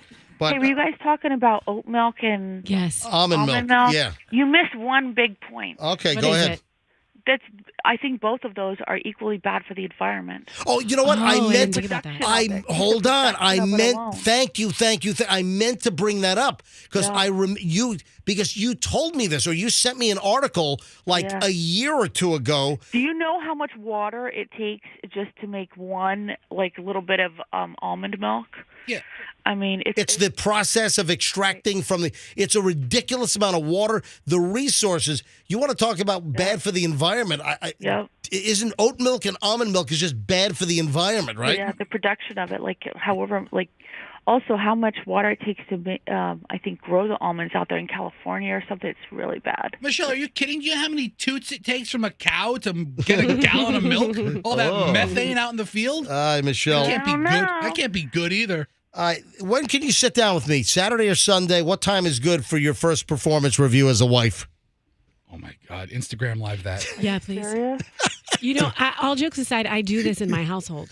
What? Yeah, I mean, I wouldn't call it a performance review, but it's like goals. Once a month, I make Doug sit down and go Doug, through you it. didn't really perform very well last night. Let me tell you what you need to do to improve things. Doug, No, the goal for March is going to be 12. Okay, 12. White Claws a night. 12 White Claws. 12 a night. what? Yeah, White Claw.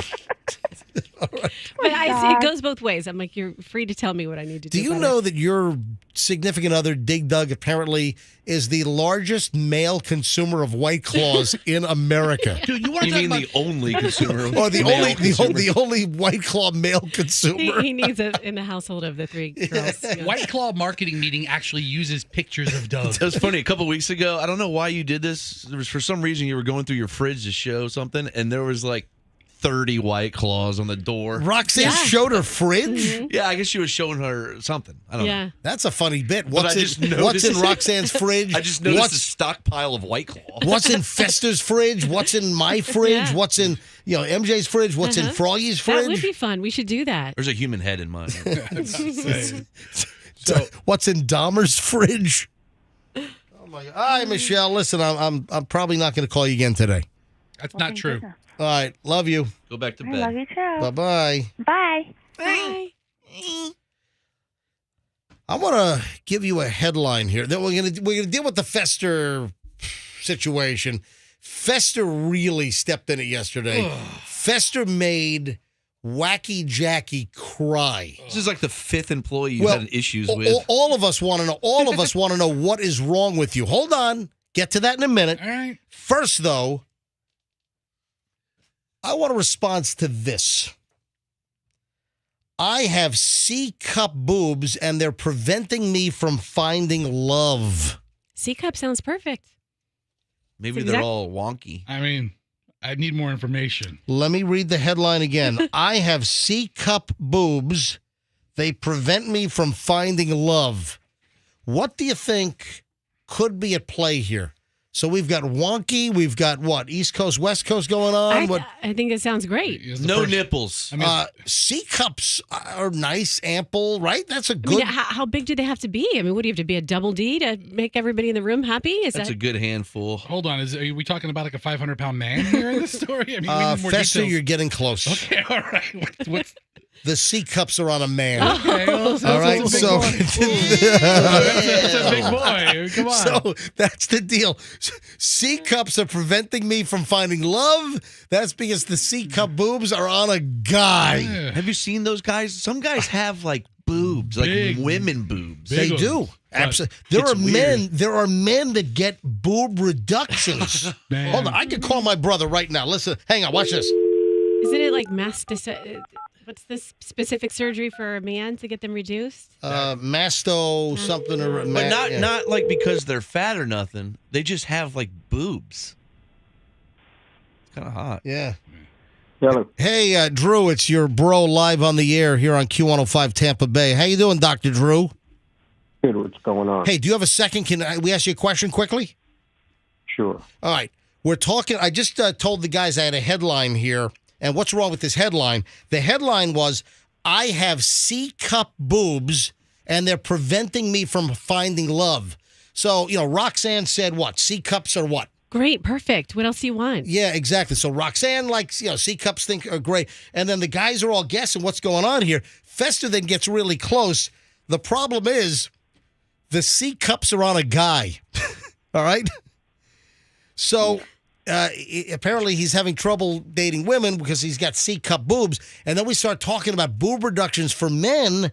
And how many boob reductions for men have you done? Now, I'm not talking about like sexual reassignment. I'm talking about like heterosexual guys or maybe homosexual guys, just guys that just had like women boobs that they needed reduced. That really happens? Okay. Oh, I guess none. What is it called? The what is it called? It's called gynecomastia. That's what we're looking for. My sister just texted me that someone we both know got a boob reduction, and now I'm picturing him. He was like a runner. He wasn't. Were they like flopping and hit him in the face? He's like, oh my I God, always have black eyes. going out for a jog.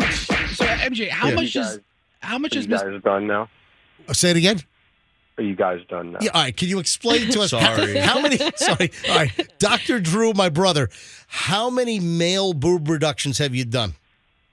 Many.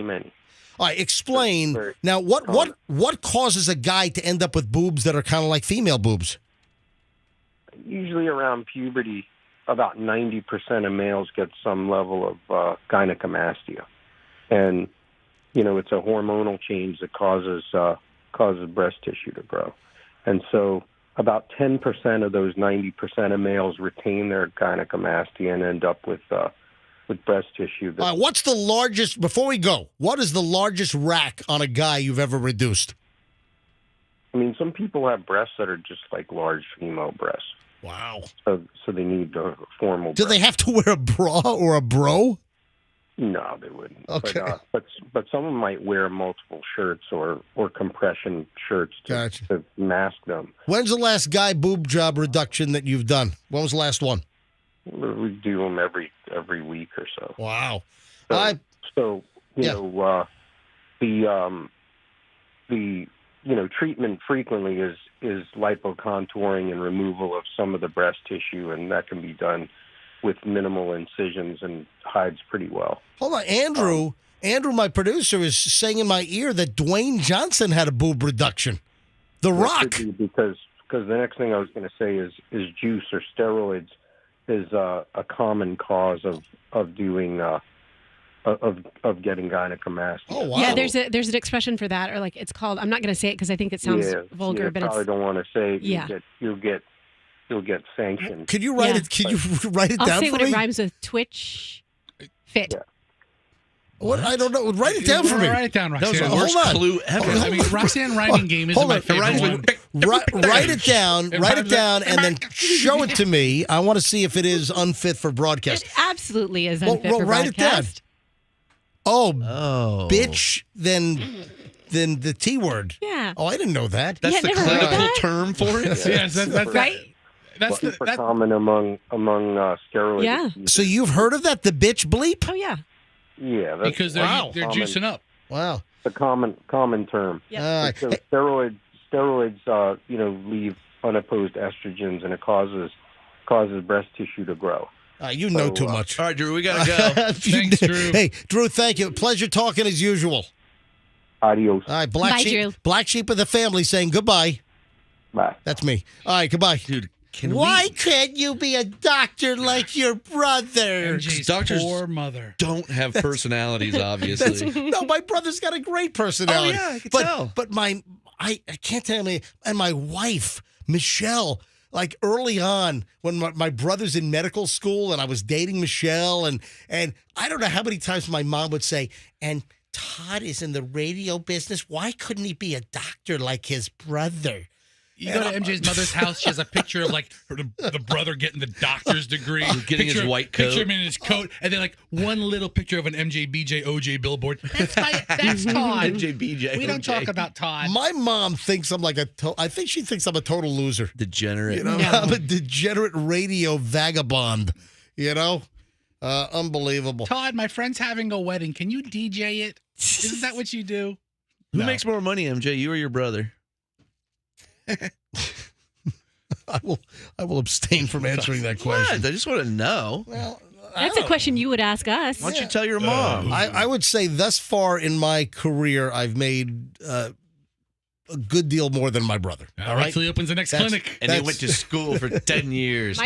But my brother is accelerating because my brother started Inspire cosmetic surgery clinics, and they're popping up all over the place. So Maybe he'll catch up. he'll probably end up surpassing me at some point. They need fixtures. The latest on the 2-year-old missing boy up in Brooksville. Are they going to hold a presser here? Yeah, I'm looking at Channel 8 right now. This is so horrifying. It is a terrible story. Up in Brooksville, you've got this 2-year-old kid missing who wandered away apparently from his home. I don't think you can rule anything out, but this is a 2-year-old boy. The wandering away thing seems a little... Joshua J.J. Rowland was unattended. I guess mom was asleep. This is in, northern Brooksville, North Brooksville? In a very rural area. A lot of woods nearby. Yeah. There is a massive search, a massive manhunt. Actually, it's like a toddler hunt, trying to find for this 2-year-old boy, Joshua J.J. Rowland. And what happened was the child apparently disappeared while the parent was asleep. Can you imagine? 7:30 last night. And no sign. JJ was last seen wearing a gray Batman shirt, gray pants, blonde hair. They have law enforcement in cars, in trucks, on foot. They're using drones. I've seen canine units looking through. They've got choppers up in the air. You've got multiple agencies, not just Hernando County Sheriff's Office. You got Pasco Canine, Citrus Canine. You've got the Hillsborough County Sheriff's Office, apparently, supplying both. I think there's Hillsborough County Sheriff's Office is supplying resources as well. This is unbelievable. And we have a 2-year-old kid that has not been seen. The question is, did the boy wander off? Is the boy wandering in the woods somewhere? Unfortunately, there are bodies of water, retention ponds nearby. Yeah, God forbid that has occurred. Was this a child abduction that someone picked up the kid from the front yard? 7:30, man. It's dark. Well, you almost think, that could be the kid's bedtime. If you put the baby down at a 2-year-old could go to bed at 7:30. Mom could lie down and go to bed too. That's not unreasonable. It's not. But the child, this is always a fear that you're asleep. The door might be locked. Can the kid open the door? Or was the door unlocked and just had to turn a knob to get out? I just always made sure that. Put the alarm on. I'm a napper during the day. Put the alarm on, or with our kids, I was always fearful that they open the door and wander off. Yep. So I just made sure, for instance, that we had locks that were high enough that the kids couldn't open a door. So the child is with a caregiver, not her mother. According to News Channel 8, I'm getting told. I have a story here that says the sheriff's office learned that the toddler left home while a parent was asleep. So this is from Channel 8's website. In a news conference, the sheriff said that the boy left home while a caregiver was sleeping. Other people said it might have been the grandmother. It happened about 10:40 in the morning. Then that's an update. That's an update from the story that I have, because the story that I have from WFLA Channel 8's website is that the child wandered off at 7:30 p.m. while a parent was asleep. So we think it might be a grandparent? Maybe a caregiver or somebody beside a parent, maybe a grandparent. And it happened late morning. Yeah. The child wandered away between the 10 and 11 o'clock hour. Wait, why does this say 7:30 p.m.? I think it might have been a delay before an Amber Alert was issued. Oh, wait a sec. No, you know what? I conflated two sentences. So it does say that the toddler left home while the parent was asleep. Then it says as of 7:30 p.m. the child had been missing. All right. So yeah, scratch 7:30 p.m. The child went missing in broad daylight during the day, and they had time to search in daylight. Thank you for correcting me. By dark, Gotcha. the search was called off. They did not search overnight because it's very thick brush. It's a very rural area, and they're starting to search again now this morning. All right, I stand corrected. So the child did not wander off at night. The child wandered off during the day. 2 years old. Where the hell is this kid? The child's been missing for 22 hours. Ugh. It's a long time for a kid to be scared by themselves in the woods. I don't want to think about Hopefully they find him today. All right, Fester, I'm going to make you the point person on all the details, because I didn't have all the details myself. I just read the story completely. Hang on a minute. We got someone calling in from North Brooksville. Yeah. Hi, Susie in North Brooksville. You're on the MJ Morning Show. Hi, Susie. Hey, how are you guys? Doing well. Go ahead. I just wanted to let you know I live on Yance Road, and it's off of Cobb.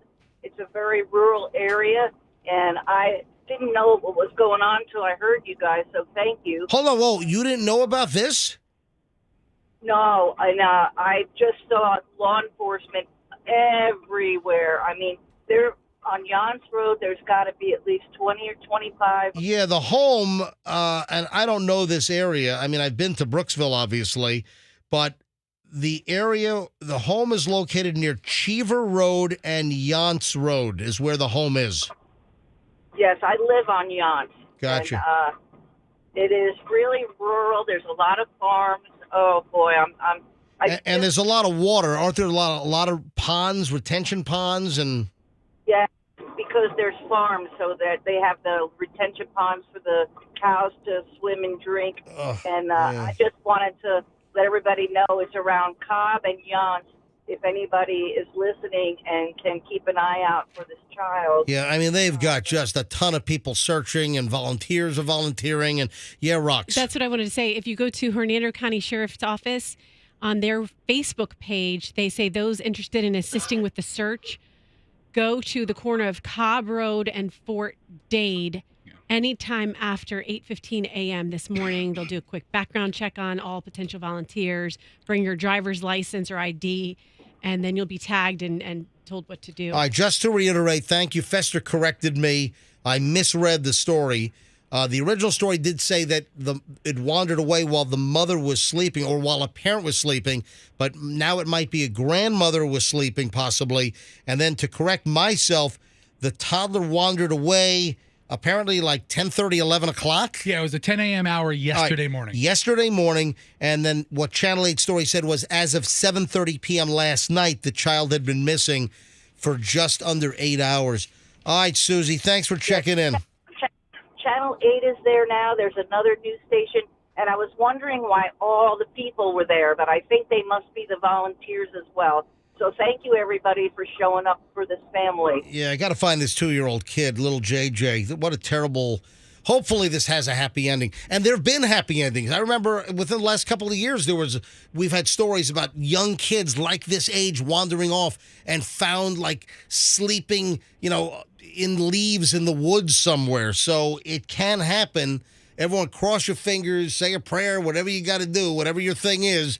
Just hopefully this little JJ kid will be found alive. All right, Susie, have a good weekend, okay? Thanks, Susie. Bye-bye. Thanks, guys. All right. Thank you. Bye, Suze. Your phones are blowing up in here, and we got to move on. But we'll follow this all morning. And your texts are blowing up, right? Oh, they are. Everyone's sending helpful information, which, like I just relayed. Were people correcting me about the nighttime wandering? Yes, they were. Okay, We did get some corrections happen during the day. As soon as you said the hour, I was like, that's not what I remembered. Why didn't you jump in and correct me right away? Because when I know something and then you say something, I'm going to always try to give you benefit of the doubt. And I just wanted to reconfirm. Right, then we have to check that our information is correct. I get crap wrong. Right. So when I get all something... the time, we do. Yeah, all the time. But listen, I kind of like to re-verify things, especially for a story this sensitive. Absolutely. So I stand corrected on the time frame of when the child actually disappeared. I just hope there's a happy ending to this thing. Because, this just gives you, as a parent who... we had obviously 2-year-olds with Chloe and Julian at one point, and you just can't even imagine this. That's unbelievable. We'll call Wacky Jackie in just a bit. Also, remember the story that I forgot to do yesterday? I don't, because you forgot. I forgot to do a story yesterday, and I was angry at myself. You were having a little fit, a whiny fit, huffy, puffy, unhinged. Was this after the show? I heard Roxanne talk about it on her show. I was not unhinged. I get angry at myself. I'm the only one to blame here. I get angry at myself when I forget to do something. And yesterday, I forgot to talk about a Tampa International Airport employee fell through the ceiling at baggage claim and almost landed on a lady in a wheelchair at the Southwest Airlines baggage belt. That's crazy. What the heck? Hey, Andrew, do me a favor. Find the floor collapse sound effect. And let me know when you have it. Which baggage claim area? It was Southwest. Oh my God, it could have fell right on me. Belt 5 or... Oh my God! Froggy, I said Southwest. You were. He was like, no, I'm talking about what baggage number was it? Yeah, what number at? does it say? Like either 1, 2, 3, 4. Isn't like 8? Yeah, there's like 10 of them or something. I'm wondering where. You got red side, blue side. You got red fish, blue fish. Okay, there's a one lot. Fish, two fish. Talking about baggage claim. What did it sound like? What was the guy doing up? At Tampa International. I love Tampa International. Let's be crystal clear here. Me too. I think Tampa International is one of the best airports in the world. Yeah, it's a really happy place. Happy? It's not Disney. It's an airport. Okay. No, it makes me feel happy every time I. When I'm depressed, I just go to Tampa International, just kind of wander around like Tom Hanks. Why not? I just wander around like a Russian Tom. It just makes me happy. I mean, the first hour of parking's free. You can have a 55-minute therapy session. Now, you could. I like Tampa International. I really do. The one thing that is the baggage claim areas. The ceilings are so low. it doesn't have that larger, newer terminal feel. You want cathedral ceilings in the baggage claim? At baggage claim. Now, other parts of the airport, some of the when you go to the gates, those have the really tall, high ceilings. But baggage claim is a little kind of compact with really stuffy. That's really, the design because it's on the bottom floor of this huge building. I realize that. If it was a spread out airport, it'd be different. But that part of the airport, it's old. So well, what are you going to do? Hang out there and just wait, look at all the bags, just get yours and go and stop complaining about it. I'm trying to make a point here. Please. That if the ceiling was much higher, the guy that fell from the ceiling might be in much worse shape. Because it's like an 8-foot ceiling. You can almost touch the ceiling tiles when you're standing at Tampa International Baggage Claim. The ceiling is low there. So an employee just falls through the ceiling. And I don't know if there was warning, if you could hear like the cracking noises or...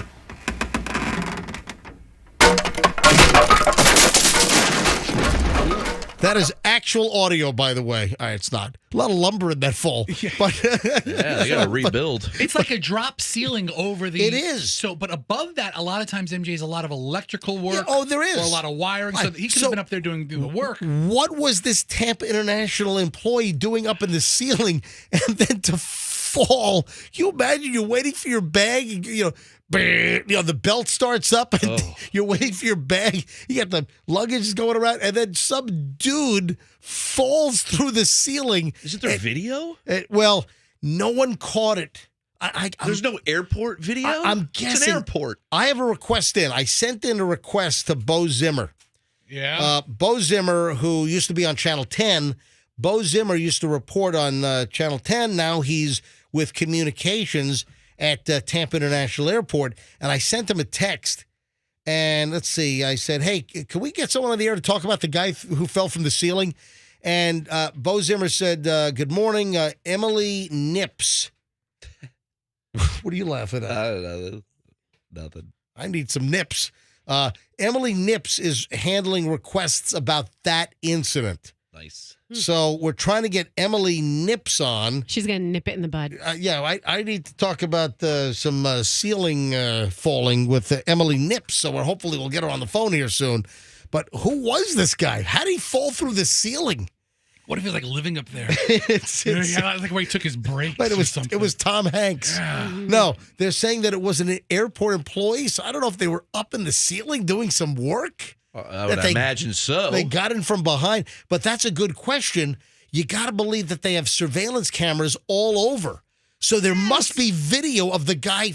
We need to make a request. There's no place to hide at the airport. No. We need to request the video of the guy falling down. And I want to see how close that he actually came to almost landing on a woman allegedly in a wheelchair. Oh, no, somebody's falling on me. Hold on. I sent an email also. Let me see if they've responded back via email to my request. They'll get back to you. They don't want to talk about this at all. Why not? It's no big deal. It's a big deal to them. Yeah, it's no major. Oh, here we go. Here we go. Emily, good morning, MJ. Thanks for reaching out through the proper communications contact. Though we won't be able to do the interview this morning. What do you mean we can't do the interview this morning? They want this to go. You want to talk about that big flamingo that they named? Phoebe. Yeah, right. You want to talk about that? Oh, they got nothing but time. They'd be available all morning long to talk about the giant flamingo. I mean, we just talked about how much we love that I airport. love this airport. Talk about the guy who crashed through the roof. Yeah. Oh, hold really on. Hang on. busy. You're gonna. Good morning, MJ. Thanks for reaching out through the proper communications contact. I'm getting scolded because typically I would just text Bo Zimmer on his private cell phone. They're trying to reward your good behavior. Well, I think. Well, yeah, I'm getting rewarded by saying they're not available to talk to me They're today. a little passive aggressive on that. It is, isn't it? Yeah, thanks for following the directions, douche. I mean, come on. What? To me? Who'd you call douche? You called me? That's how I felt they were talking to you in that tone. Okay. Aggressive. All right. So Emily Nips is the Tampa International Airport Director of Communications. What do you mean you're not available? You know what?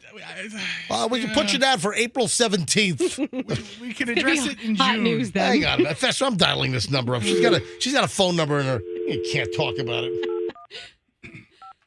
Come on, Ms. You Nips. are I mean, we relentless, aren't did you, follow the proper All right, here, communication Fester, channels. pick up hot one. All right, put it on hold. All right, it's ringing. Pick up hot one. Emily Nips. I wonder if she's in at 8:19 in the morning here. on the MJ Morning Show. Then we got to morph here in a moment into Fester's horrific behavior. Fester made Jackie from our sales department cry. I don't know if horrific behavior is the right word. Listen, I had people call me that they are the king of horrific behavior. Let's go into an automated voice. Really? All right, I hung up on it. Thanks for reaching out. We won't be able to do the interview this morning. Wait, what kind of crap answer is that? You got like 7 people in the communications department. No one can talk to me about the guy that fell through the ceiling? We're all tied up. Sorry. We're sorry. We're doing interviews about the manicure that's being done on the Flamingo. Hey, would you like to talk about the new restaurant in Airside C? We'd love to talk to you about that. We'd love to talk to you about that. Yeah. We've sped up the baggage belt by 1/4 mile per hour. We're available to talk about that. I can get the engineer on for you today. Oh, wait, no. This? No. We can't talk about that. Oh, man. All right, whatever. Airport. But all we know is that a guy working at the airport fell through the ceiling. It happened on Monday night. And we have a woman. This is a woman that witnessed this thing. I hear this one. This is from Channel 10. Channel 10 had this audio of a woman. Listen to this. As I walked down the escalator, I confirmed with the woman that was standing there waiting on her bag. I said, "Did I just see a man fall through the roof?" And she said, "Yes." They were trying to attend to the man, and they were also concerned about a fellow passenger that was waiting on her bags, and she was okay. He kind of breezed her wheelchair as he fell through the ceiling. Did she say breezed the wheelchair? Man, can you imagine if this guy fell on a lady's... Right on her lap? Fell on her head? Oh. You're already in a wheelchair, and then you have a guy fall on your head? Oh, that'd be a video. She's like, "I'm so glad I made the flight safely." Oh, there's got to be video. They absolutely have surveillance video coverage of the baggage area, and man, we got to put in a request to get the video. Yeah, we can't get somebody to talk about it. Is that available through like Freedom of Information? Is that like a FOIA request, or is that private and they don't have to turn the video over? Or I've always thought the airport was a public agency, right? A public entity. Well, yeah, the airport authority. We can investigate. All right, listen, I love Tampa International. I'm a little disappointed that they won't talk about. Are they trying to cover this up or trying to hush it? They just want it to go away. It's out there. It's in the world. They can't cover it up. They're just not going to talk about it anymore. I think they should just go with it and take the footage and use it in like a funny airport international commercial. Let's have a meme contest or something, TIA. Let's go. Let's name the guy who fell through the ceiling. Yes. Like, they named the Flamingo. Phoebe. Let's name the guy that fell through the ceiling. Roof Ralph. That's not good. Roof Ralph. I don't know. He came from the ceiling. Yeah, I'm sure there's some. Ceiling Cecil doesn't have a ring to it. Ceiling Cecil. Yeah. I don't know many Cecils. How about Matt? He fell down like a mat. I don't know. That's terrible. All right. That's the worst name of all. We have a problem. Before we deal with Fester's just horrific treatment of one of our fellow employees, which has us all shocked and appalled. Before we get to that, there is a weird situation going on with the 2.04 Powerball winner that finally came forward. Remember, we had the winner back on November 7th. It was the November 7th drawing for Powerball, and that was the largest lottery jackpot ever in U.S. history. $2.04 billion, and no one came forward in November. No one came forward in January. And it was only a short time ago in February that somebody finally came forward to claim the prize. And remember, we had heard that the winner was Edwin Castro, the sole winner of the $2 billion Powerball ticket, sold at a gas station called Joe's Service Center in Altadena, California. It's in L.A. County. Big story. Well, guess what? TMZ yesterday broke this. TMZ said it ain't easy becoming an overnight billionaire, and there's a new headache for the winner of the largest lottery jackpot in history, as one man claims the winning ticket was stolen from him. What? And he's now filed a lawsuit. According to legal documents obtained by TMZ, Jose Rivera says that he bought his lottery ticket from Joe's Service Center in Altadena, California on November 7th, the day before the big $2.04 billion drawing. He says a man by the name of Reggie. Well, maybe that's the guy that fell through the ceiling at Tampa International Airport. He says a man by the name of Reggie stole the ticket from him the same day that he bought it. After the numbers were drawn, Jose says he tried to get Reggie to return the ticket, which allegedly had the winning numbers, but didn't happen, didn't work. Reggie simply saying the ticket was not a winner, and if found, he would give up half. Jose says that he refused to be blackmailed and reported the theft to the California Lottery and law enforcement. Then, let's fast forward to this month. A guy by the name of Edwin Castro was named the winner of the $2 billion Powerball, took the lump sum of $997.6 million. Jose says that he'd submitted a claim form to the California Lottery, claiming the ticket had been stolen and asking for an investigation before they pay out any money. Jose lists both Castro and Reggie as two separate defendants. He's asking the court for damages to declare him the winner. Man, what do you believe here? I think possessions is going to be 9/10 of the law on this. Well, I got some questions. The California Lottery did respond. And the California Lottery, who is the state agent handling, just like here in Florida, it's the Florida Lottery that handles Powerball and Mega Millions. Those are the multi-state jackpots. So yesterday, a lottery spokesman told TMZ the California Lottery is not authorized to investigate criminal activity among its players. Such allegations are $7 prize. Yeah, by virtue of him having the ticket, he's the winner. But also, I wonder if this occurs when you have a major lottery jackpot like this. Do you think, because they know right away, or they know very quickly that they have a winner, and they also, their computers tell them where the winning ticket was sold. They probably also tell you the exact time and date stamp of when those numbers got spit out by the computer. They know. You know they've pulled the footage. Well, they saw the picture of this unknown person buying Hang on. Don't get too far ahead. So I got to believe that just even before a problem, don't you think the California Lottery would probably, with something like this, if you had the drawing for this on November 7th, and then like 2, 3 in the morning is when they typically announce that we had a winner, and then it's shortly after that they'll say where the winning ticket was sold, do you think the lottery went to Joe's service center and said, do you have surveillance video? This is preemptively, just to get video so they can see the image of who was at the counter when they bought the ticket. I would bet a requirement of being a lottery ticket distributor is having some kind of surveillance video. You know, the MJ. Because they could see if they have video available.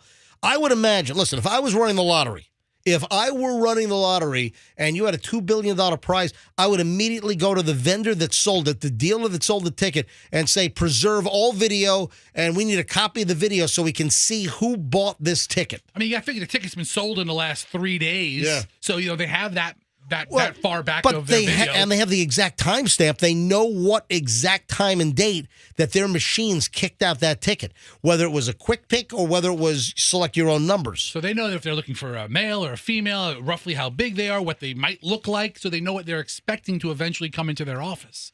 What a story. What's going to happen? Are these like two guys that are trying to just commit a Wambuki racket here? Or is there anything to the story? It's just crazy. Sounds like a movie. It is. This could be a movie. I tell you right now, Froggy wins $1 billion. First thing I do is I'm suing him, and I'm saying he stole it, and I'll settle for $5 million. Froggy, give me $5 million just to go away and never talk to him again, and I'll take it. Just go away money, huh? Yeah. Smart. Dude, like a nuisance lawsuit, just go away money? Listen, I know him. I sit next to him every day. He stole it from me. No, I didn't. Yes, you did. Just go away. Here's $5 million. Okay, fine. Let me see if Tampa International Airport got back to me. Probably not. Yeah, I doubt it. Nope. If they don't want to be reached. Darn. Come on, Nips. Oh, boy. Isn't there a name, Nips? All right, I got to move on. All right. Fester, what did you do yesterday? I know what I did. I don't know exactly what it caused. I know I took I made a step to try to amend it by pulling stuff down, and cause I'm certainly not trying to hurt anybody's feelings. Yeah, I need to see the evidence. Yeah, so here's what happened. Let me get Jackie on the phone. I have a feeling you're playing down the video. No. Jackie, I'm sure, has everything remembered verbatim and will give you a detailed summary of everything. I have nothing to hide here. Actually, it's not true. I probably have everything to hide. No, I have nothing to hide. That's it. I'll put the whole thing out. You know what? You had a bad behavior day yesterday, and my daughter had a bad behavior day. And I think that you and her are like cycling together. I'm starting to notice a pattern. Oh. So I have to deal with you at work having a bad day and being ill-behaved. And then I have to go home and deal with my 5-year-old. Technically, I had a great day. I'm calling Wacky Jackie. Hello. Hello, Wacky Jackie. Good morning. All right, Jackie, it's great to have you on. We would have you in studio, but apparently you're not going to be in today until after we're off the air. You have an appointment this morning. First of all, on behalf of the entire MJ Morning Show, I would like to apologize for this egregious, horrific Fester episode that I guess caused you to cry in your cubicle yesterday. Yes. Oh, poor Jackie. Yeah, All right, we don't like Jackie, that. can you tell me, before Fester tells his side of the story, Jackie, and listen, Jackie, you've heard her on the show, Wacky Jackie. She laughs with that crazy, funny cackle. Texters love her. Listeners love Wacky Jackie.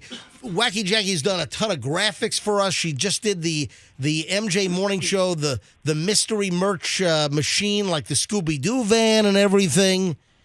And Wacky Jackie was apparently attacked by Fester yesterday. Wacky Jackie, can you tell us exactly what happened succinctly, please? Lord. I logged on to Facebook to see if anybody was commenting on the picture and stuff, and then Fester popped up and he was live and he was saying what he was saying. What did Fester... So you saw Fester doing a Facebook Live?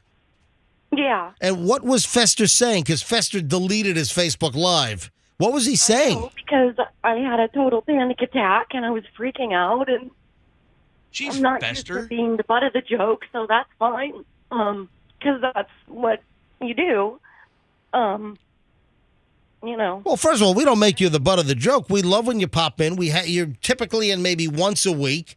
And you laugh hysterically, you bring joy to the room, you lighten up the whole situation, and you do great graphics. You did the President's Day graphic for us that we're going to be live on President's Day. You put all of our faces up on Mount Rushmore. You know, she does nothing but help us out, right. Fester. Yeah. Fester. Nothing but help Wacky Jackie us out. does nothing but help the show out. And be a fan of it. She's like crying on the phone right now. What the hell is the matter with you? Okay, here's what happened. Oh, hold on. So, Wacky Jackie, what did you hear Fester say? It's a bit, and I missed the joke, and so I'm an idiot. So No, you're not. Hold on. No. It's not a bit. We had no idea what Fester was doing. Now, what did you hear Fester say? That he doesn't want me to be in there, and that he has told MJ repeatedly that he doesn't want me to be in there. And that Fester, why would you do Fester? When did you do this Facebook? Hold on. When did you do this Facebook Live? Where were you? Right, hold on. Where were you when you did this? So MJ, talking to somebody who's experiencing trauma, asking them to exactly recall what they heard isn't always the best avenue. Where were you? Stop that. Hold on. Listen. Yes. Listen. I'll tell you everything. I have nothing to hide here. All right, now Fester, this is like the People's Court over here. It's just like the People's Court. Froggy, can you be Doug Llewellyn? I'm Doug Llewellyn. How's that? Good. Pretty good. All right. Now, Fester, what's your side of the story? So, I had this dumb idea. Very dumb idea. Right? Because they want us to do interact with listeners and do our lives, and they love your Instagram lives, and somebody commented, you should pop on and do a Facebook Live every now and then. And I'm like, okay, great. So my idea was to do a Facebook Live of me doing nothing but driving my car, smoking a cigar. Not interacting, just puffing away. Like I said, not a great idea. I'm not looking for critique on the value of the idea. Horrible idea. Sucked. It sucked. Horrible. It sucked. So for the first 5 or 6 minutes of the video, I'm not talking to anybody. I'm ignoring my phone, right. And I'm just driving. sucking on this big old hog of a cigar. So, just cut to the chase. And then people are commenting, "Hey, why aren't you talking? Why aren't you?" And I obviously didn't have anything planned to talk about or anything like that. So I was like, You're just doing a Facebook Live. Are you driving your car home smoking a cigar? That's it. That sounds like great content. Listen, it had like 600 people watch it like in a minute. It was actually really great. But so I'm talking about random things on the show. I talked about our gas pump debacle. Oh, so there's 1,000 people watching you. That's when you decided to bash Jackie. Well, huh? then on Great. the Facebook fan page that we have, somebody posted a picture of me next to Jackie. I think my arms were folded, and I was like, "Look how pissed Fester is." And I commented, I was like, and I didn't say you shouldn't be on the show. I never said that. I commented in a attempt at a jokey fashion about how you're really great in small doses and how you come in hot. And you're a ball of energy. So coming in hot is accurate in my... Okay, now isn't the time to justify what you said. Roxanne, I'm not looking for critique. Well, let me critique you right now. Don't. You can't interrupt the You do this to me all the time. You do this to me all the time. Have some respect for people. Let me get everything out, and then you guys can pick it all apart. I told you. Doug Llewellyn, please. I have nothing to hide here. So I said, she comes in a little hot, Wow, she's a lot to handle. That can't be all you said. I didn't. I never said I don't ever want her on the show. I would not. I don't think that at all. This is what I heard. I just heard a little snippet of it, but you were like, MJ listens to me, and I tell him. I said, hey, I even said, I even counseled MJ. I was like, we love her, but she comes in hot. She's a lot to handle. And I like Jackie, and I like when she comes in hot. And yes, I have said we take Jackie in small doses, right? But I love those small doses. Hey, when Froggy calls me up and says, "Wait, I didn't. What?" All right, listen. I'm sorry. I know you said don't mention this, but I got to mention it because when Froggy calls me up and says, "What the hell's the matter with Fester? Do you know what he?" And I hadn't known yet. Froggy's actually the first one that informed me of what occurred. When Froggy is a moral compass, Oh, that's who you're talking about, Kuth. Oh my God! Yeah, that's the Koothless one. Let's have a new Hal Herman Kuth booth. When Froggy is telling me what's right and what's wrong, and oh my God, Fester did something really bad. When Froggy is appalled, guess what? Jackie. Well, I don't understand. Hold on. Everybody loves Jackie. And listen, I was making an attempt at being some kind of funny, and I certainly never, Jackie, wanted to hurt your feelings or make you cry or be upset. And then when it was done, I don't think I was finished with it for 2 minutes. I get a text from Roxanne, and she goes, "Hey, there's a problem with your post. We should probably take it down." And I didn't know you were crying at this time. I said, and instantly, you ruined her day. She was crying in her. Jackie's in the studio hyperventilating. Hold on, Jackie. Your phone got really distorted. Say it again.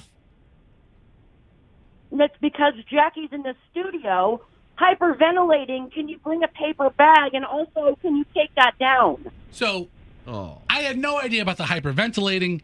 I had no idea I'm really glad. I'm really glad that I'm the one that walked around the building when you were in the hospital telling everybody that that's you were true. sick and to text you and make sure you were okay. I mean, Jackie had no concern. Jackie was the one that was massively concerned about you, and you were in the hospital, and then you run her over with your Lincoln Town car. What's the matter with you? Jackie, I sincerely apologize. I was totally trying to make... That makes everything better because my eyes are still so swollen. Okay. It's just stupid. All I am is a big marshmallow. I don't have the fortitude to deal with that. So sorry. Well, listen, Jackie, we love you, and I think you do a wonderful job. Roxanne, Froggy, we all want you in the studio from time to time. And Fester. You're doing great artwork for the MJ Morning Show. In fact, if you haven't seen the amazing mystery machine that Jackie did for the mystery merch deal, it's phenomenal, and you can see it up on my Instagram at Certified MJ Radio or MJ Morning Show on Instagram. All right, Jackie, will you accept Fester's apology? Whatever. Whoa. No, that's not an apology. Jackie, what could I do to make this up to you because I am in the wrong? Okay, that's a good statement. Listen, I'm in the wrong. I apologize. It was a poor attempt at some degree of humor. Not everybody rolls with my stupid jokes, and I'm sorry that you perceived it differently than I intended it. I certainly never meant That to. is such a beautiful way to turn it around. No, listen. But Jackie, keep in mind that you are so valued by. Fester's the only one that had something bad to say. Don't just ignore that and think about how I and Roxanne and Froggy and everyone else and the listeners love you too. Okay, Fester, I think that's a good start at an apology. But when you want to talk about the accountability, what started a lot of this is because Fester made a rude face. Listen to what we're talking about. I sound like I'm talking to my 5-year-old. Right. Fester made a rude face, and it was captured on the camera, and then it was posted onto a MJ Morning Show fan page, not ours, a different one. And so he was reacting to that, and that's how that happened. And I would say be considerate of how your body language, I told you this the other day, you have big energy, Fester. Use it for good. You have the capability to do that. And instead of making the faces, making people, try to overpower them with your body language. Okay. Very good point. I am moving on right now, but Jackie, listen to me. Jackie has something to say. Jackie, Let her speak. Jackie, you have the final word, Jackie. Go ahead. No, it's just he always makes faces in there. I know that. I mean, it's just part of the fun of the whole thing. I'm sorry. I'm just not having a good time right now, and it's just I took it wrong. So all right, Jackie, listen. Will you please, Jackie, listen to me when I say that you are in amazing standing with me and the show and Froggy and Roxanne, and that's what counts, okay? Yep. You are wanted. Repeat after me. I am wanted. I am wanted. I am liked. I am liked. I love being on the MJ Morning Show. You're like Stuart Smalley. I love being on the MJ Morning Show. And Fester can kiss my ass. No. See, she's so sweet. She can't say that. Jackie, I need you to come into the studio next week, okay? Okay. Jackie. Jackie, calm down. You're fine. You are. Have a great weekend. You too, Yeah, Jackie. You are. too. We love you. You're the best, okay? Okay. Jeez, All right, Fester. I'll call you later. Hey, and you know what? Have a conversation with Fester on the phone because even if Fester and I go at it in the room, we have great phone conversations. That's his best, platform. Like he's a sweetheart. So talk to him on the phone, and you guys will be good. Jackie, listen. Next week, can I please, outside of work, take you to a Jackie appreciation lunch? Just you and I, where we can have fun. I could tell you some jokes. Where do you want to take her? Maybe we're here in St. Pete. Can I take you to El Caps right down the road? Maybe we'll get some great burgers. MJ, hey, the listener Brett sent us that $50 gift card to El Caps. Can I please have it? I'll take Jackie to. No, you're not going to take the gift. No. Yeah, that's a good idea. No. That's perfect. Let me take her to lunch. No. Hold on. Stop. She made the logo for it. Stop. What? No, you don't take her to lunch and use the gift certificate. What? You take her to lunch and you pay for it out of your pocket. Oh, yeah, I'm not that's gonna. true. Hello. crazy talk. I'm not letting you use our gift certificate. Can I No, use- you take her to lunch and you pay for it out of your pocket. I'm going to use the gift certificate for like a whole crew lunch for El Cap. All right, Jackie, you have a great weekend. I'll check in with you later on, okay? Okay. Think about the lunch offer. Bye. Bye, Jackie. Wow, Fester, you gotta stop. All right, dude, I have no further comment about this. I don't want to you get got to into any. stop with your faces. That's like the fifth person you offended that didn't get into your thing, and so they don't get me. I do not feel that I should be on camera for this show at all. You want to remove your camera? Why isn't the camera solely on Roxanne, the only person anybody really wants to see? No offense, Roxanne. You're the best thing here. Hey, by folks, a mile. we expose everything. We do the good, the bad, the ugly. We have mostly fun on the show, but if we have a little drama, we're going to let you in on a little bit of the drama. It's called being real. This is a real morning show. Nothing scripted here. I don't know what's going to happen from one moment to the next. It's like sort of an organized chaos in here. All the drama that happens outside the show comes to the forefront. I gotta take a break here. All right, this concludes the long chunk of the MJ Morning Show with no interruption. Hey, folks, I'm going to make sure Wacky Jackie's fine. I'm going to call her later on. I'll check in during the weekend. She's still highly bothered. And listen, I'm turning it all around. I'm trying to clean up Fester's damn mess. But Wacky Jackie is wanted on this show, and I'll make sure we repair it all. So what are the texts like over there? They're very interesting, but there are a lot of them. Yeah, tons of texts. All right, I'm sure there are. Mm-hmm. I'm not going to take calls on this, but I will take calls on something else when we get back. Hey, I've got a tip from a dental hygienist about toothbrushes. You got to hear this. Your initial reaction might be, oh, gross. But you got to hear it. Also, there is a creepy airplane first class story that you got to hear. And then also... Oh, I love this story. You know what I'm talking about? There is you love this story? Do you know what the story is? If I read the headline correctly. All right, yes, hold on. And then we've got an air fryer recall. Michelle's going to say, see, I told you not to get an air fryer, which she still won't allow me to have an air fryer at the house. We have a lot to get to. Another long chunk of the MJ Morning Show is next here on Q105. Don't move. Oh.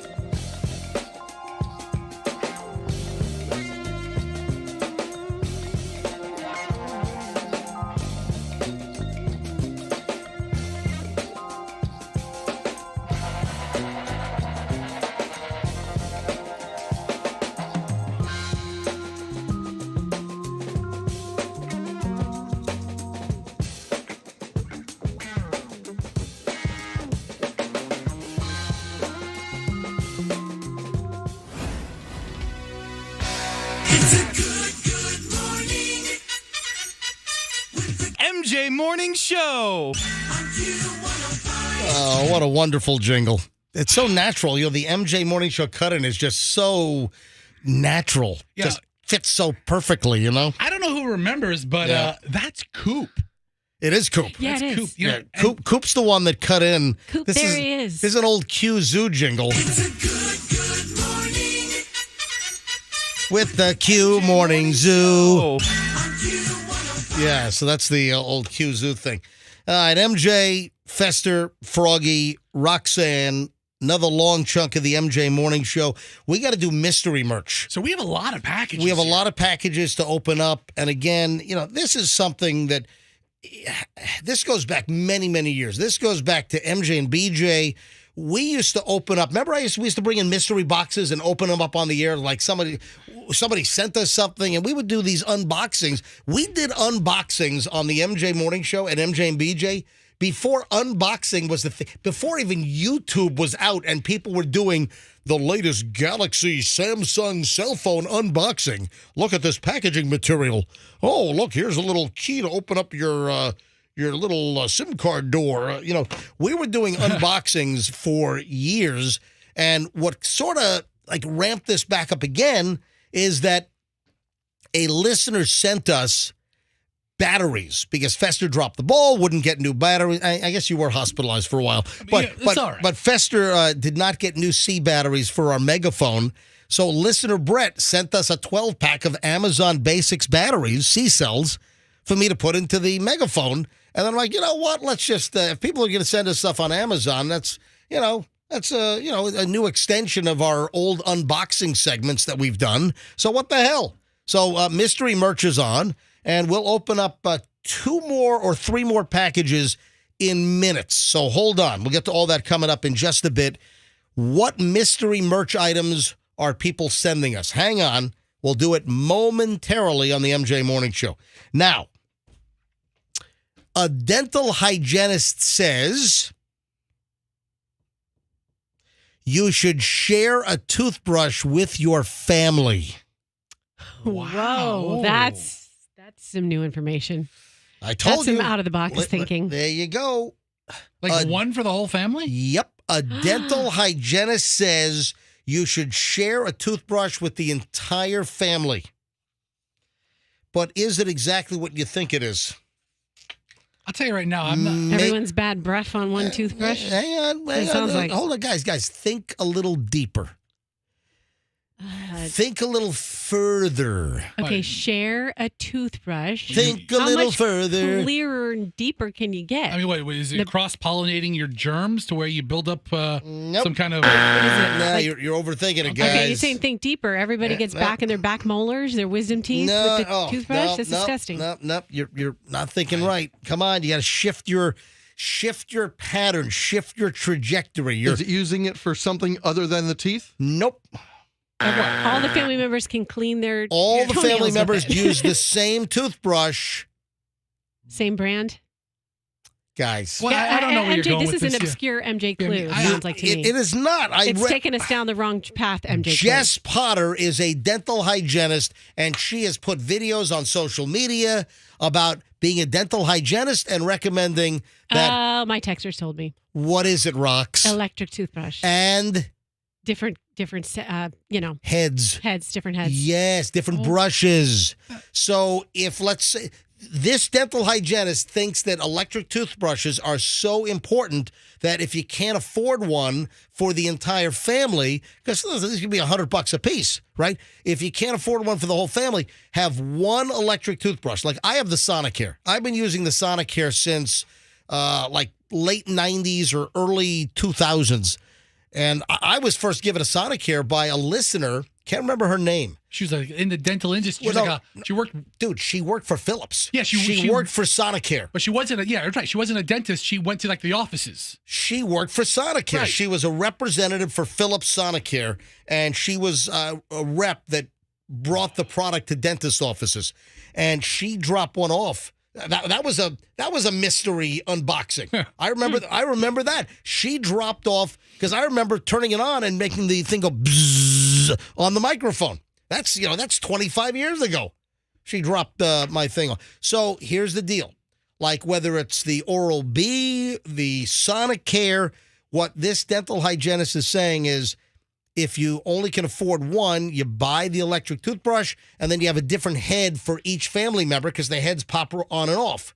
Okay, I So think that's what they're saying. Very irresponsible way to lay out the information, MJ, because if I had been in the car and I Are just you heard the scolding first, me? Yeah, if I just heard the first part of it, I'd be going into work and I would be getting ready to go home today and use Doug's toothbrush. It really was a terrible setup. And if I hadn't heard the final answer, Mr. Make Wacky Jackie Cry is telling me I did a terrible setup? Listen, Babe Ruth struck out a lot too. It's okay. Where's Froggy? Has he sent the text on where he is? No, Froggy came in toward the end of the song. Is he going to come in with the wow factor? Is he going to roll in with wow? Roxanne, what's wow mean? I already forgot, but it's something, I don't know. Come on. we said it yesterday. We talked about this yesterday off the air.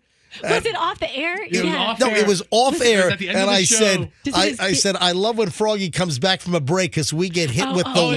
Okay, so it's not the wow. I know what it is. I know what it is. Okay. Not the wow. No, I don't think it's the wow. I don't think it's the wow. What do you mean it's not the wow? Oh, it's gastro issues. All right, so Froggy's got stomach problems? Yeah, the song ends. We'll all get back to our mic positions, and Froggy comes in, sits down, looks at me, points to his stomach, and runs back out the door. Okay, maybe it's his kidney stone. Maybe. Maybe so. But usually it's wow. Yes. When he comes back late and he wanders in, we get hit with wow. That's a good one. Do you know That's a it? good one. Do you know what, folks? Do you know what the wow? Oh, let's go to phones on this. Hang on. I don't want to talk about this behind his back No, because me he's very neither. sensitive to us talking about him when he's not in the room. Yeah, we got to take calls though. All right, let's go. 800-990-1047. What is wow? This is so obscure too. If Froggy comes, I want to see if someone can get this. No, they can't. If Froggy comes back into the room and suddenly we're hit with wow. We're wowed by him. W-O-W. If we're hit with wow when he comes back from a break. It's an acronym. What am I talking about? All right, 800-990-1047. Let's see if our callers can guess right now. 800-990-1047. I got the first class airplane story you got to hear. I don't know if it's the same story, Rox, that you think you know. I want to send Andrew some music to play during it if it's the one I think it is. I don't think so. I think you're going to be very shocked and appalled. I'm going to be wowed? No. Look at the phone phones. line. Every line. Every line is ringing. I'm going to give some answers a pass. I'm going to give a variety of answers a pass. Well, don't read texts yet because you're getting hit with texts now, There's right? one right answer, and that answer will be given on the studio lines, not the text line. Let's see if our callers know what wow is. W-O-W regarding Froggy, that when he comes back into the studio after a break, I'm like, wow. Hello, Bobby. Bobby's in Newport Richey. Hey, Bobby, you're on the MJ Morning Show. Hello. Hey, good morning, MJ. Bobby, do you know what it is? I think maybe he took a mean crap and it filled No, the toilet. I dumped that. I dumped that. All right, no, that is incorrect. But thank you for trying. All right, Kenny, what is wow? Whiff of weed. Oh, I kind of want to give it. That's pretty close. You're close. I can't give it to you. I can't. Froggy's back in the. You okay, buddy? Yeah. Is it the kidney stones? I thought I had another kidney stone issue, and I couldn't get it to pop. All right, jeez, dude. What did you say? I used a coffee filter. Yeah, that's what. Yeah, that's what. Or you use a little wine strainer, like to get sediment out of a wine bottle. You little. I mesh just drink thing. the sediment. Oh, Kenny, what did you say again? Whiff of weed. You're man. Pretty close. Dude, you are close. Close. You know what I'm talking about. So close, Kenny. Thanks for guessing. 2 out of 3 is not bad. Scott in St. Pete, what do you think wow is? I think Froggy's got his cannabis license and goes out gets a little hits on the vape a little bit. Right. So what does WOW stand for? It's an When it comes acronym. in with a wow factor. What are we It's just talking the wow about? factor. When you come back and you got that high and you just wow. Okay, not bad. No. Thanks. All right. All right, Froggy just walked in. He has no idea what we're talking about. No, he doesn't. David in Zephyr Hills. David, what is wow? Hey, MJ, how you doing? Yeah, go ahead. Well, knowing Froggy, he goes out there and like hot boxes in his car. So it's a wafting It's a wafting of weed. You know, everyone's You don't know me, sir. Everyone's dancing. Everyone's dancing around it. And this is very accusatory. I don't know what's going on. Listen, this could be just hypothetical. This doesn't mean it's 100% accurate. But all right, one more call, then I'm going to give it away. Okay. But people are dancing around it. Jake, what is wow? I don't understand what you're doing. Yeah. What's happening? All right. You had to be here. Yeah, I didn't. Yeah, I couldn't hear over the radio. Sorry. Jake, I'm just going to give it. All of them were appropriate, but it's not what we came up with yesterday. It's wall. It's wall of weed. Wall of weed. All It's right. What's wow. So Froggy. I would love a wall. Listen, it's like Wonderwalls. You know the song Wonder. It's So Wall a big of Weed. Oasis fan. Yeah, exactly. So yesterday we were commenting just about talking about other people. I mean, yesterday you're talking about me. Yesterday we talked about a lot of people. It was after the show, myself included. And we commented how we come in sometimes. It's a little somewhat aromatic from. It's better than your body odor. No arguments. No arguments. No, from me. sometimes I'm not looking for a fight. Sometimes hypothetically, it's almost like we get hit with a wall of weed. And then Good, we came you up. guys need it. Yep. You know what? Froggy, you're absolutely right. That is an improvement. All right. Can I walk out to your car with you next break? Roxanne. I'm out. Yeah, Fessor, you need something today. Got any gummies? Roxanne, what is the first class airplane story that you think that you know the answer to, and you think that we need to play some music? Yeah. What is the story? Tell me. Is it the one I just glanced at it? Yeah. Is it the one where the lady wanted a first class beverage, and so she thought she was going into first class, and she wanted her first class adult beverage, and she went into the cockpit. Right. You mean the lady that tried to break into the cockpit that was demanding alcohol? Yes. Man, she wanted a drink. What does that have to do with a first class seat? Roxanne, that is absolutely wrong. Really? Wrong. That's not correct. Okay. What is it then? What is it? You were way too happy. First of all, the lady, she was arrested. She was pounding on the cockpit door demanding alcohol. And they had to restrain her and make an emergency landing. It was like Jacksonville to New York or something, or Jacksonville. And they did an emergency landing somewhere in the Carolinas because there was a nut job. That's not it. Roxanne, the creepy story is this.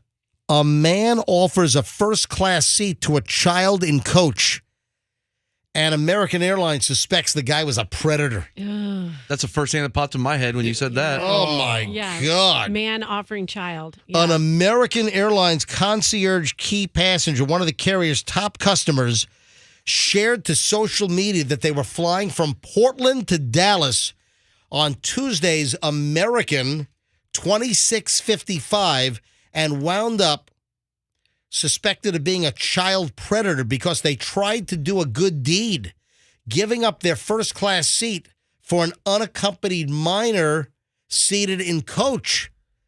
They were headed to Dallas to connect to a British Airways flight to London.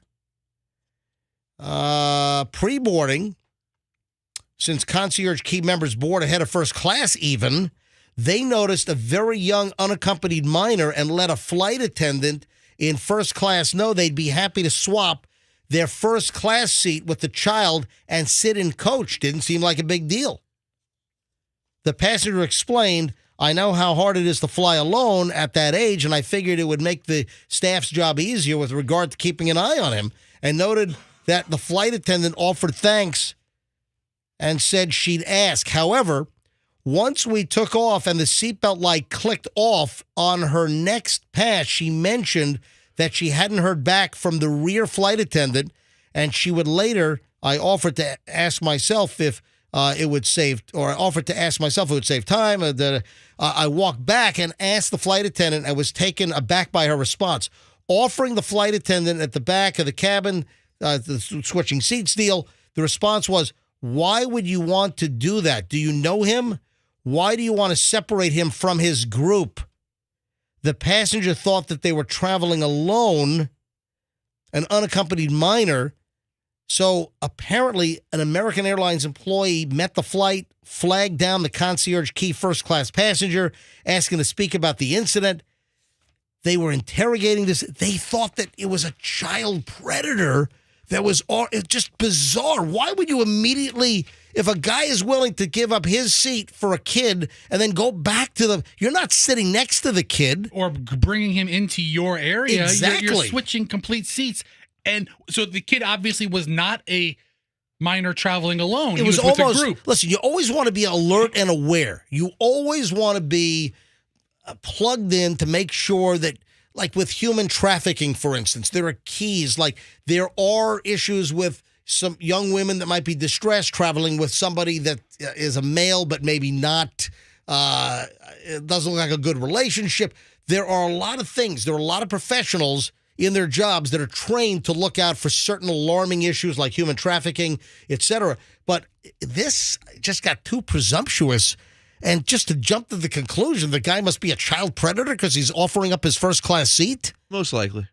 That's bizarre. All right, so Roxanne, is that what you were thinking of? No. No, that is definitely not what I was thinking of. Because Roxanne will never give up that first class seat. Is that nuts? Of course not. I started to say, of course. Bunch of orphans come hobbling on. You're like, to the back, kids. Mrs. Roxanne, may I sit in your seat, please? Keep going. My name's Tiny Tim. Hey, can I take one of these little bottles to go? But there have been some, I've got a list of bizarre things that have happened on airplanes. And listen, flight attendants, they can do a great job, and they can be really important eyes and ears. Oh, yeah, for sure. They look for kids with backpacks, the shiny new backpacks, and like shiny shoes, because that's usually an indication. Of what? Trafficking. Are you serious? Yeah, for real. All right. What is it? Shiny new backpacks with nothing in them and shiny new shoes. Okay. It's also an indication of parents who buy their kids a bunch of stuff. Yeah, just went to Target last I was week. saying. Right? No, for real. That's something that they're... I went to Ross and loaded my kid up on sneakers and backpacks. Well, I mean, there are other signs. Like they're kind of like, they don't talk that much. They're with an adult that may Here or are may some not be their parent. examples. Here are some additional stories of flight attendants or things that happened on planes where it wasn't what you thought it was. Listen to this. These are all old stories. An African-American social worker was traveling with a white baby and was accused of kidnapping by an American Airlines flight attendant. Oh. Okay, that's one. An armed Port Authority police officer boarded an American Airlines plane at New York's JFK because a flight attendant saw an Asian American woman follow her Hispanic husband to the lavatory. He was feeling unwell. She saw that they had shared an orange juice. The flight attendant called for a sex trafficking investigation. It found their driver's licenses displayed the same home address because they were married, just different races. So that triggered something and it shouldn't. Southwest Airlines demanded to see Facebook posts when a white mother checked in with her mixed-race son, claiming this was federal law. Yeah. Homeland Security, by the way, they train hotel staff to report guests with too many used condoms in the trash. Is that true? Wow. Is this real? All right, hold on. Is there any... I got to know this. Is anyone listening that works at a hotel? Anyone in hotel, motel, Holiday Inn? Are they doing this at the La Quinta or something? I don't know. Yeah. Anyone... Hey, Andrew, give me the La Quinta music, would you please? So is anyone in the hotel hospitality business, is this true that hotel staff are trained by the Department of Homeland Security to report guests that have too many condoms in the trash?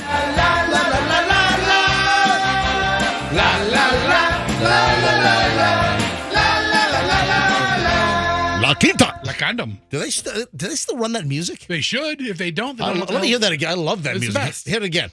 Go.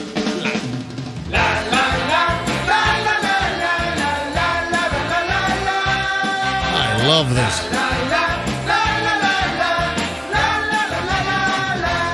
Do you remember that they started using this in a commercial years ago? And I loved it. And we tracked down like the ad agency.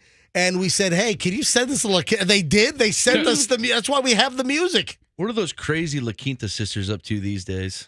I don't know. They're out of control. But what exactly constitutes too I got to many? know. Let me give out the phone number. If you're in the hotel business, is this true that Homeland Security teaches hotel staff to look for too many used condoms in the trash can? 800-990-1047. I'd ask them not to ask me to do that, not to look at the contents of the trash. Just take it out. 800-990-1047. 800-990-1047. What is the game there that they want to know if a woman was forced to perform and they were being human trafficked? Is that what that is? I don't know. I'm just going to wait for the calls to come in on this one. Listen, this is very simple. Has Homeland Security trained your hotel staff to look for too many condoms in a trash can? I have never seen that before in my life. What would you have seen, though? Wow, that's incredible. Or heard of it? Just listen, I hear a lot of things. I just was not aware of that. But what if somebody's just having a whole bunch of sex like they do in the hotel? Well, that's certainly possible, The I would lot imagine. lizard. Hey, guess what? If a call rolls in, we'll grab it. I see Andrew's answering calls. Guess what's being rolled back? Guess what's being, I guess, abandoned? Guess what's being scrapped? MJ Mystery merch. No. Oh, okay. I don't know. No. I don't know. What? The bill that was apparently going to be before the Florida Senate Oh, I know. to prevent dogs from hanging out the window on the road. Yep. Yep. The Roxanne. what? MJ gets the bill. I know. That's the only bill we've talked about this week. Yeah, this was the bill created by Senator Lauren Brooke, a Florida senator from Broward, and had filed Senate Bill 932, protecting animals, cats and dogs.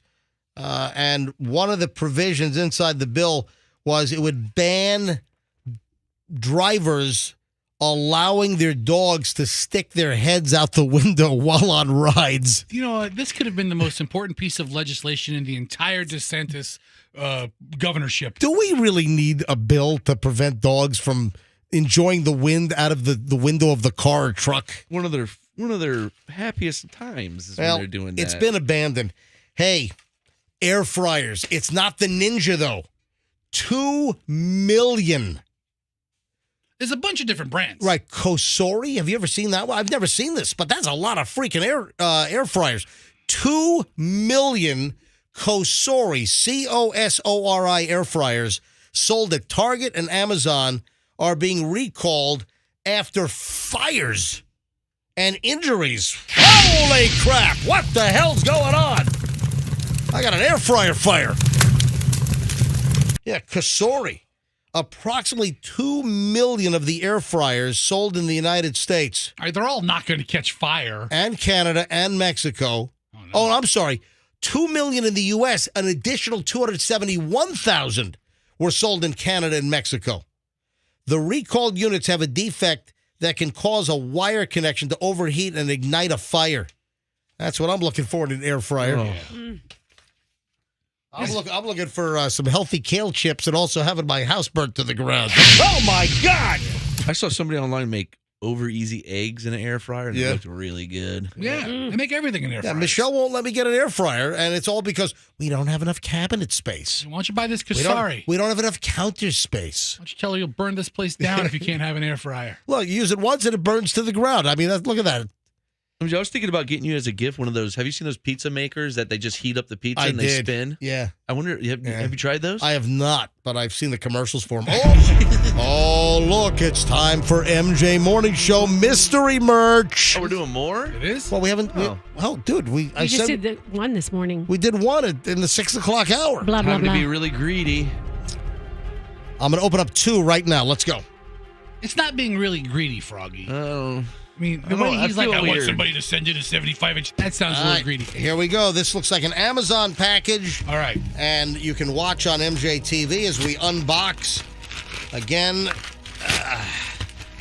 here it is. I'm opening up this package, and the gift card reads... Gift card? It's a gift, a gift slip from Amazon.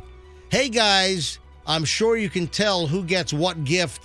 Just wanted to get you guys something you can use and appreciate. Oh, from Juan. This is from Juan again. So I think Juan got something different for each of us. Yeah, he sent a bunch. So right.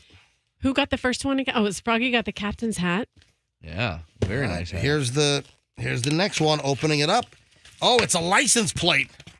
Hang on, it's a license plate, and it reads... A license plate. Illinois tag BDR. That's Bravo Delta Romeo 529. What does that mean? Oh, I know exactly what this means. Come on, Froggy. You have no idea what this is? I'm holding it up to the camera right now. Dude, you have no idea what an Illinois license plate BDR 529? Oh, it must be from that dumb movie. Come on. Yeah, baby. I'd rather have it say ass man. That's right, baby. The Blues Brothers. Yeah, it's the license plate number on the Bluesmobile. All right, that's pretty cool.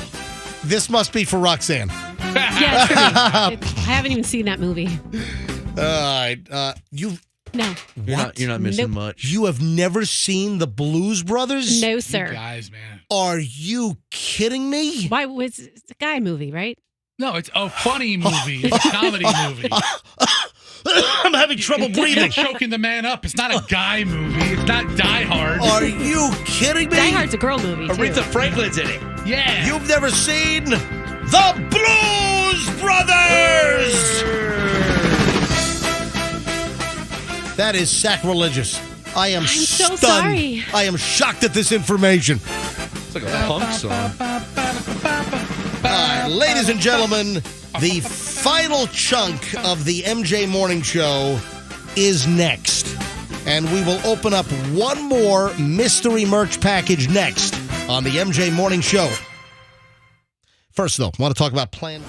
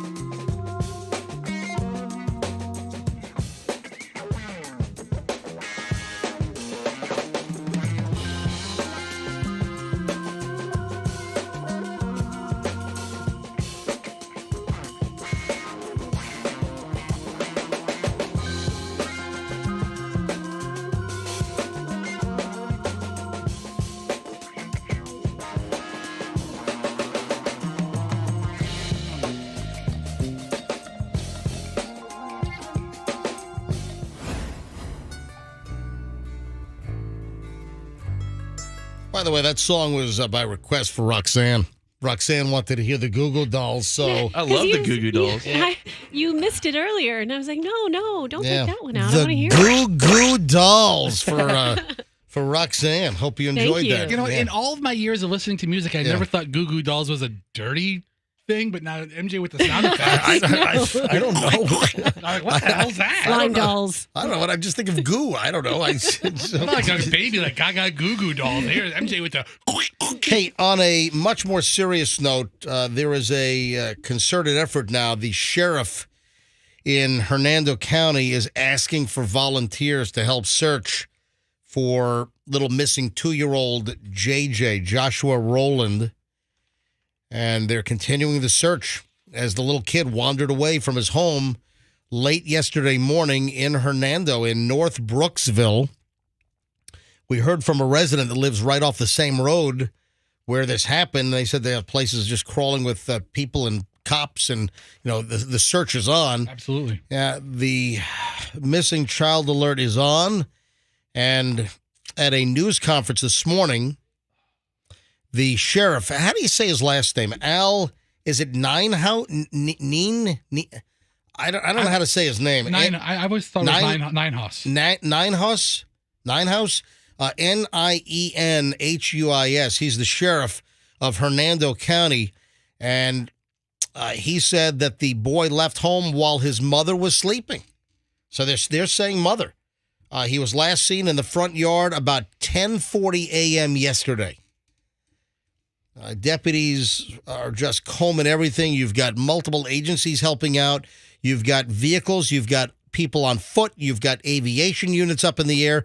You've got dogs. The canines are out. You've got mounted units. You've got, every asset they have, they're using in this search. Dive team from neighboring Citrus County was called in to search a nearby pond. That is a concern, though, is that there are a bunch of lakes retention at the search. They are asking that you go to the convenience store at the corner of Cobb Road and Fort Dade Avenue. Yeah, there's a Marathon gas station at that location. And lines are wrapped around the block. Yeah. Just shortly after the sheriff put out the call for this, according to News Channel 8, they're saying that lines were wrapped around the block. They're going to do brief background checks on volunteers. They're also asking you to bring a driver's license or ID with you. Victim or volunteers should dress appropriately for warm weather. Come prepared to walk through heavily wooded areas. I just hope there's good news on this. And as far as the MJ Morning Show mystery merch, we have one more to open up today. We still have, like 4 or 5 boxes we haven't gotten to yet. Yeah, we're going to have a big pile for Monday morning. Yeah, I think we are. All right, here we go. Opening up the next one on camera. And we have for Fester. Oh, God. My mom used to jam this crap down our throats when we coughed. It works great because you're scared schnitless to cough. Good. MJ, you got to taste this stuff from Scott Hansen. All right, Scott. All right. I've been having a cough for a month and a half Fester now. Can't get rid of this cough after his hospitalization for his myasthenia gravis. It's driving us nuts. You hear me coughing off mic? at least during our long segment, I walk out 2 or 3 times just to gag in the hallway. It's getting drier though. It's dry until it's not, and then it produces, bro. Fester, here you go. Here's 2. Oh my gosh. Here's 2 boxes of Creemulsion cough syrup, adult formula. What is original that? Flavor since 1920. It sounds like some Russian brand. It's like snake oil. Yes, I will give you the Creemulsion. Well, first of all, I'm opening this thing up. Keep in mind that, and we've talked about this in the past, that cough syrups and cough suppressants are a giant racket. There is no research that shows that any cough syrup or suppressant actually really works. Cough drops work. Okay. What are you talking about? Here, Fester, open that up. Oh. You told me a Ricola doesn't clear up your throat? Ricola. You're a liar. I mean, you see those Here's the little other Swiss Alps You're an guys? outright liar. I'll take it right now. Man, you got to open another one. That's a lame one to end on. Wait, you kidding me? This guy. Oh, man. Open it up right now. This looks disgusting. Open it up and taste it. Why? Is it like motor Look, oil it's in there? like brown. Ew. Let me see the bottle. Let me taste it. All right. Oh, no, it's liquidy. It's liquidy, but it's like brown syrup. Hang on, let me smell this stuff. I'll eat a lot of gross things, but cough medicine makes me gag. I cannot take cough medicine. There's a little seal top Original on here. flavor, so it's probably like, bug flavor or something. Oh, my God. Does it stink? Let me smell it. Holy Let me hell. see. It Oh, can't be my that bad. God. I'm scared now. Take a whiff of that. Oh, my God. Should I have a sip? Yeah. Well, don't put it in your mouth on it. Just pour it in. Listen, you put your mouth on it. I don't care. All right, take Froggy's camera. Here's a little Hold cup. on, Here's a do little you have cup. Froggy's camera? Here's a little cup. I have a cough. I'm going to cough, Froggy. It's not a joke. Pre-emulsion. Just a little bit. It's not a joke. All right, Don't spit it out. Bottoms up. taste it.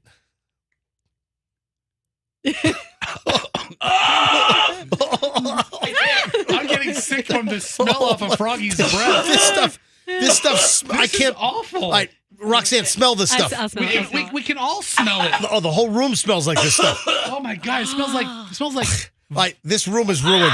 Stop! Oh, it smells like lighter fluid or Oh, something. my God, what is this? That's exactly right. Oh. Hold on. Froggy, what? Ew, Band-Aids and lighter fluid mixed together. It's like Band-Aid. If Band-Aids and lighter fluid are mixed together, she's exactly right. Roxanne, that's amazing. My nose is really strong. This is awful, this stuff. Somebody else has got to taste it. That's not fair. I thought everybody else was going. All right, Fester, taste some. Just taste some, All right. Fester. Taste some. I'll take a whole shot. I mean, Scott, if you think Does it make you drowsy? I hope so. Holy crap. Oh, it won't get out of my mouth. All right, before we get out of here, a couple of things. Did we talk about that woman that wants the world's largest lips? Oh, my God. And now, I'm sorry. She has the world's largest lips. Now, here's the update. I think we talked about her. Her lips are ridiculous. Fester, go to mjmorningshow.com because Andrew posted this. You've got to see this. This woman claims to have the world's largest lips, and now she wants the world's largest cheekbones. I love this woman. This is ridiculous. She's 25 years old. Andrea Ivanova.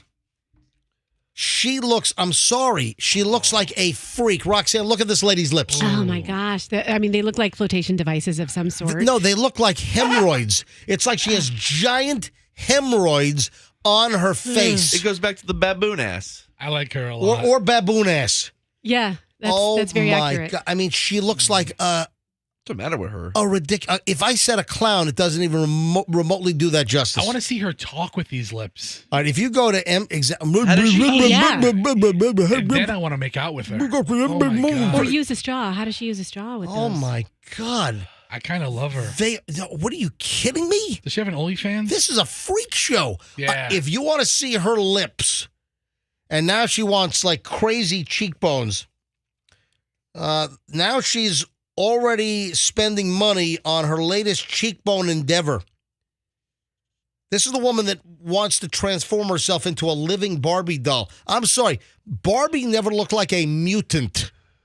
The picture of the lips are on our website. If you go to mjmorningshow.com, that's mjmorningshow.com, and click on stories mentioned, and then you'll see these lips. I'm not going to lie. I'm a fan.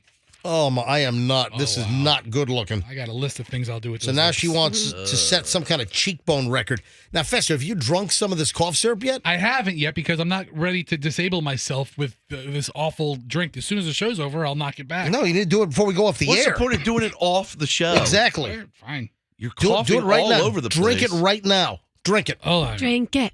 Go. All right, Go. Roxanne, this isn't a college party. Chuck. I gotta hear. Chuck. All right, I gotta hear her go. Come on, go. Oh, it's so bad. It's so bad. It's so bad. Oh my God. And what is it called? Creo-emulsion? It's called death. It's called Creo emulsion. Creo. Oh What's the my matter God. with your voice? Oh, so bad. Holy. Thank you. Why is it changing? All right, before we get out of here, folks. A couple things. Yep. Roxanne, what do you want to mention? In between Fester's breaths. I'm turning his mic off. What do you want to mention? So I have my pet of the week, my Q105 pet of the week. He's a 9-year-old American Bulldog mix named Taz. If you would like to adopt him, the fee is normally $40, but if you go today to the Humane Society of Tampa Bay, you only have to pay $10.50. He's so cute, so adorable. I think Fester, stop coughing. Fester's cough is worse. I thought my mic was shut off. I'm sorry. Your cough is worse now. Do you taste the Band-Aid? Everything's coming Where up. can they go adopt this dog? They can go to the Humane Society of Tampa Bay, and if you want to see photos of him, he's so stinking cute. You can go to myq105.com. Oh, that's nice. Do we do a pet a week now? I do. Okay, all right. It suddenly just popped up out of nowhere. It's the pet of the week. Hey, before we go, did you see that Harvey Weinstein was sentenced to 16 years in prison in an L.A. sexual assault case? So that's on top of, doesn't he already have like 20-something years in prison? 20 years in New York, and then he has 16 waiting for him in L.A. He's 70 years old, Yeah. so he's going to be dead soon. Yeah, Harvey Weinstein looks like walking death. Yeah, he's not going to make it too much longer. And then Adam Levine from Maroon 5. He claims that a car dealer sold him a fake 1971 Maserati. How's it a fake? Was it a kit car? Like those old Fieros back in the day? I don't know. Is it like a fake purse that has like the letters that are kind of like backwards, like the Louis Vuitton, like an XL and stuff? Bought it from a dealer in Chinatown or something? Adam Levine has filed a lawsuit against the classic car dealer for allegedly selling him a fake version of a rare 1971 Maserati worth $1 million. The Maroon 5 lead singer traded 2 of his Ferraris for the 1971 Maserati Ghibli. Yeah. 4.9-liter Spider from car dealer Rick Cole, only to discover the high-end vehicle wasn't the real deal. Dude, I'd never buy a car from a guy named Rick. What are you talking about? Dude. 43-year-old pop star says that the Maserati only has 25 that were known to be made. Car guys are so dumb. Wow. But that's crazy. Traded in 2 Ferraris worth $950,000 for this rare Maserati over a year ago. How do you spend $500,000 on a car? It's I don't care all how it's all relative. I The don't guy care is how funny. rich you are. Anyway, how do you not know that how's it a fake Maserati? I'll keep the 2 Ferraris. That's what I want to know. Yeah, they're saying it's not authentic. Investigation revealed that it's not authentic. And it's as fake as his voice. What was it like? They used a regular Maserati and then try to rebadge it as one of the rare ones and drop in a different engine. It's like when you see a Honda with a Mercedes. Yeah, apparently logo on the front. they used steps to hide the car. They allege that they took numerous steps to hide that the car had the same VIN number as another Maserati. So that's what it seems like. They used a non-rare version and tried to turn that into the rare version. Oh, man. That would actually make it even more rare, so he should be happy. No, it's not. It's getting... and then R. Kelly. R. Kelly sentenced to 20 years. He could have been sentenced to life. Yeah, it's actually a lenient sentence for R. How do you only get 20 years? He's just a piece of crap. All right, we got to roll. Folks, we'll see you back here on Monday. Have a great weekend. Thank you for listening. MJMorningshow.com is the website. Always stuff like the lady with the big lips. Mystery merch if you want to send stuff for the unboxings that we do. And then you can always email me, MJ@MJMorningshow.com. That's MJ@MJMorningshow.com. We'll see you back here Monday, folks. And let's be careful out there.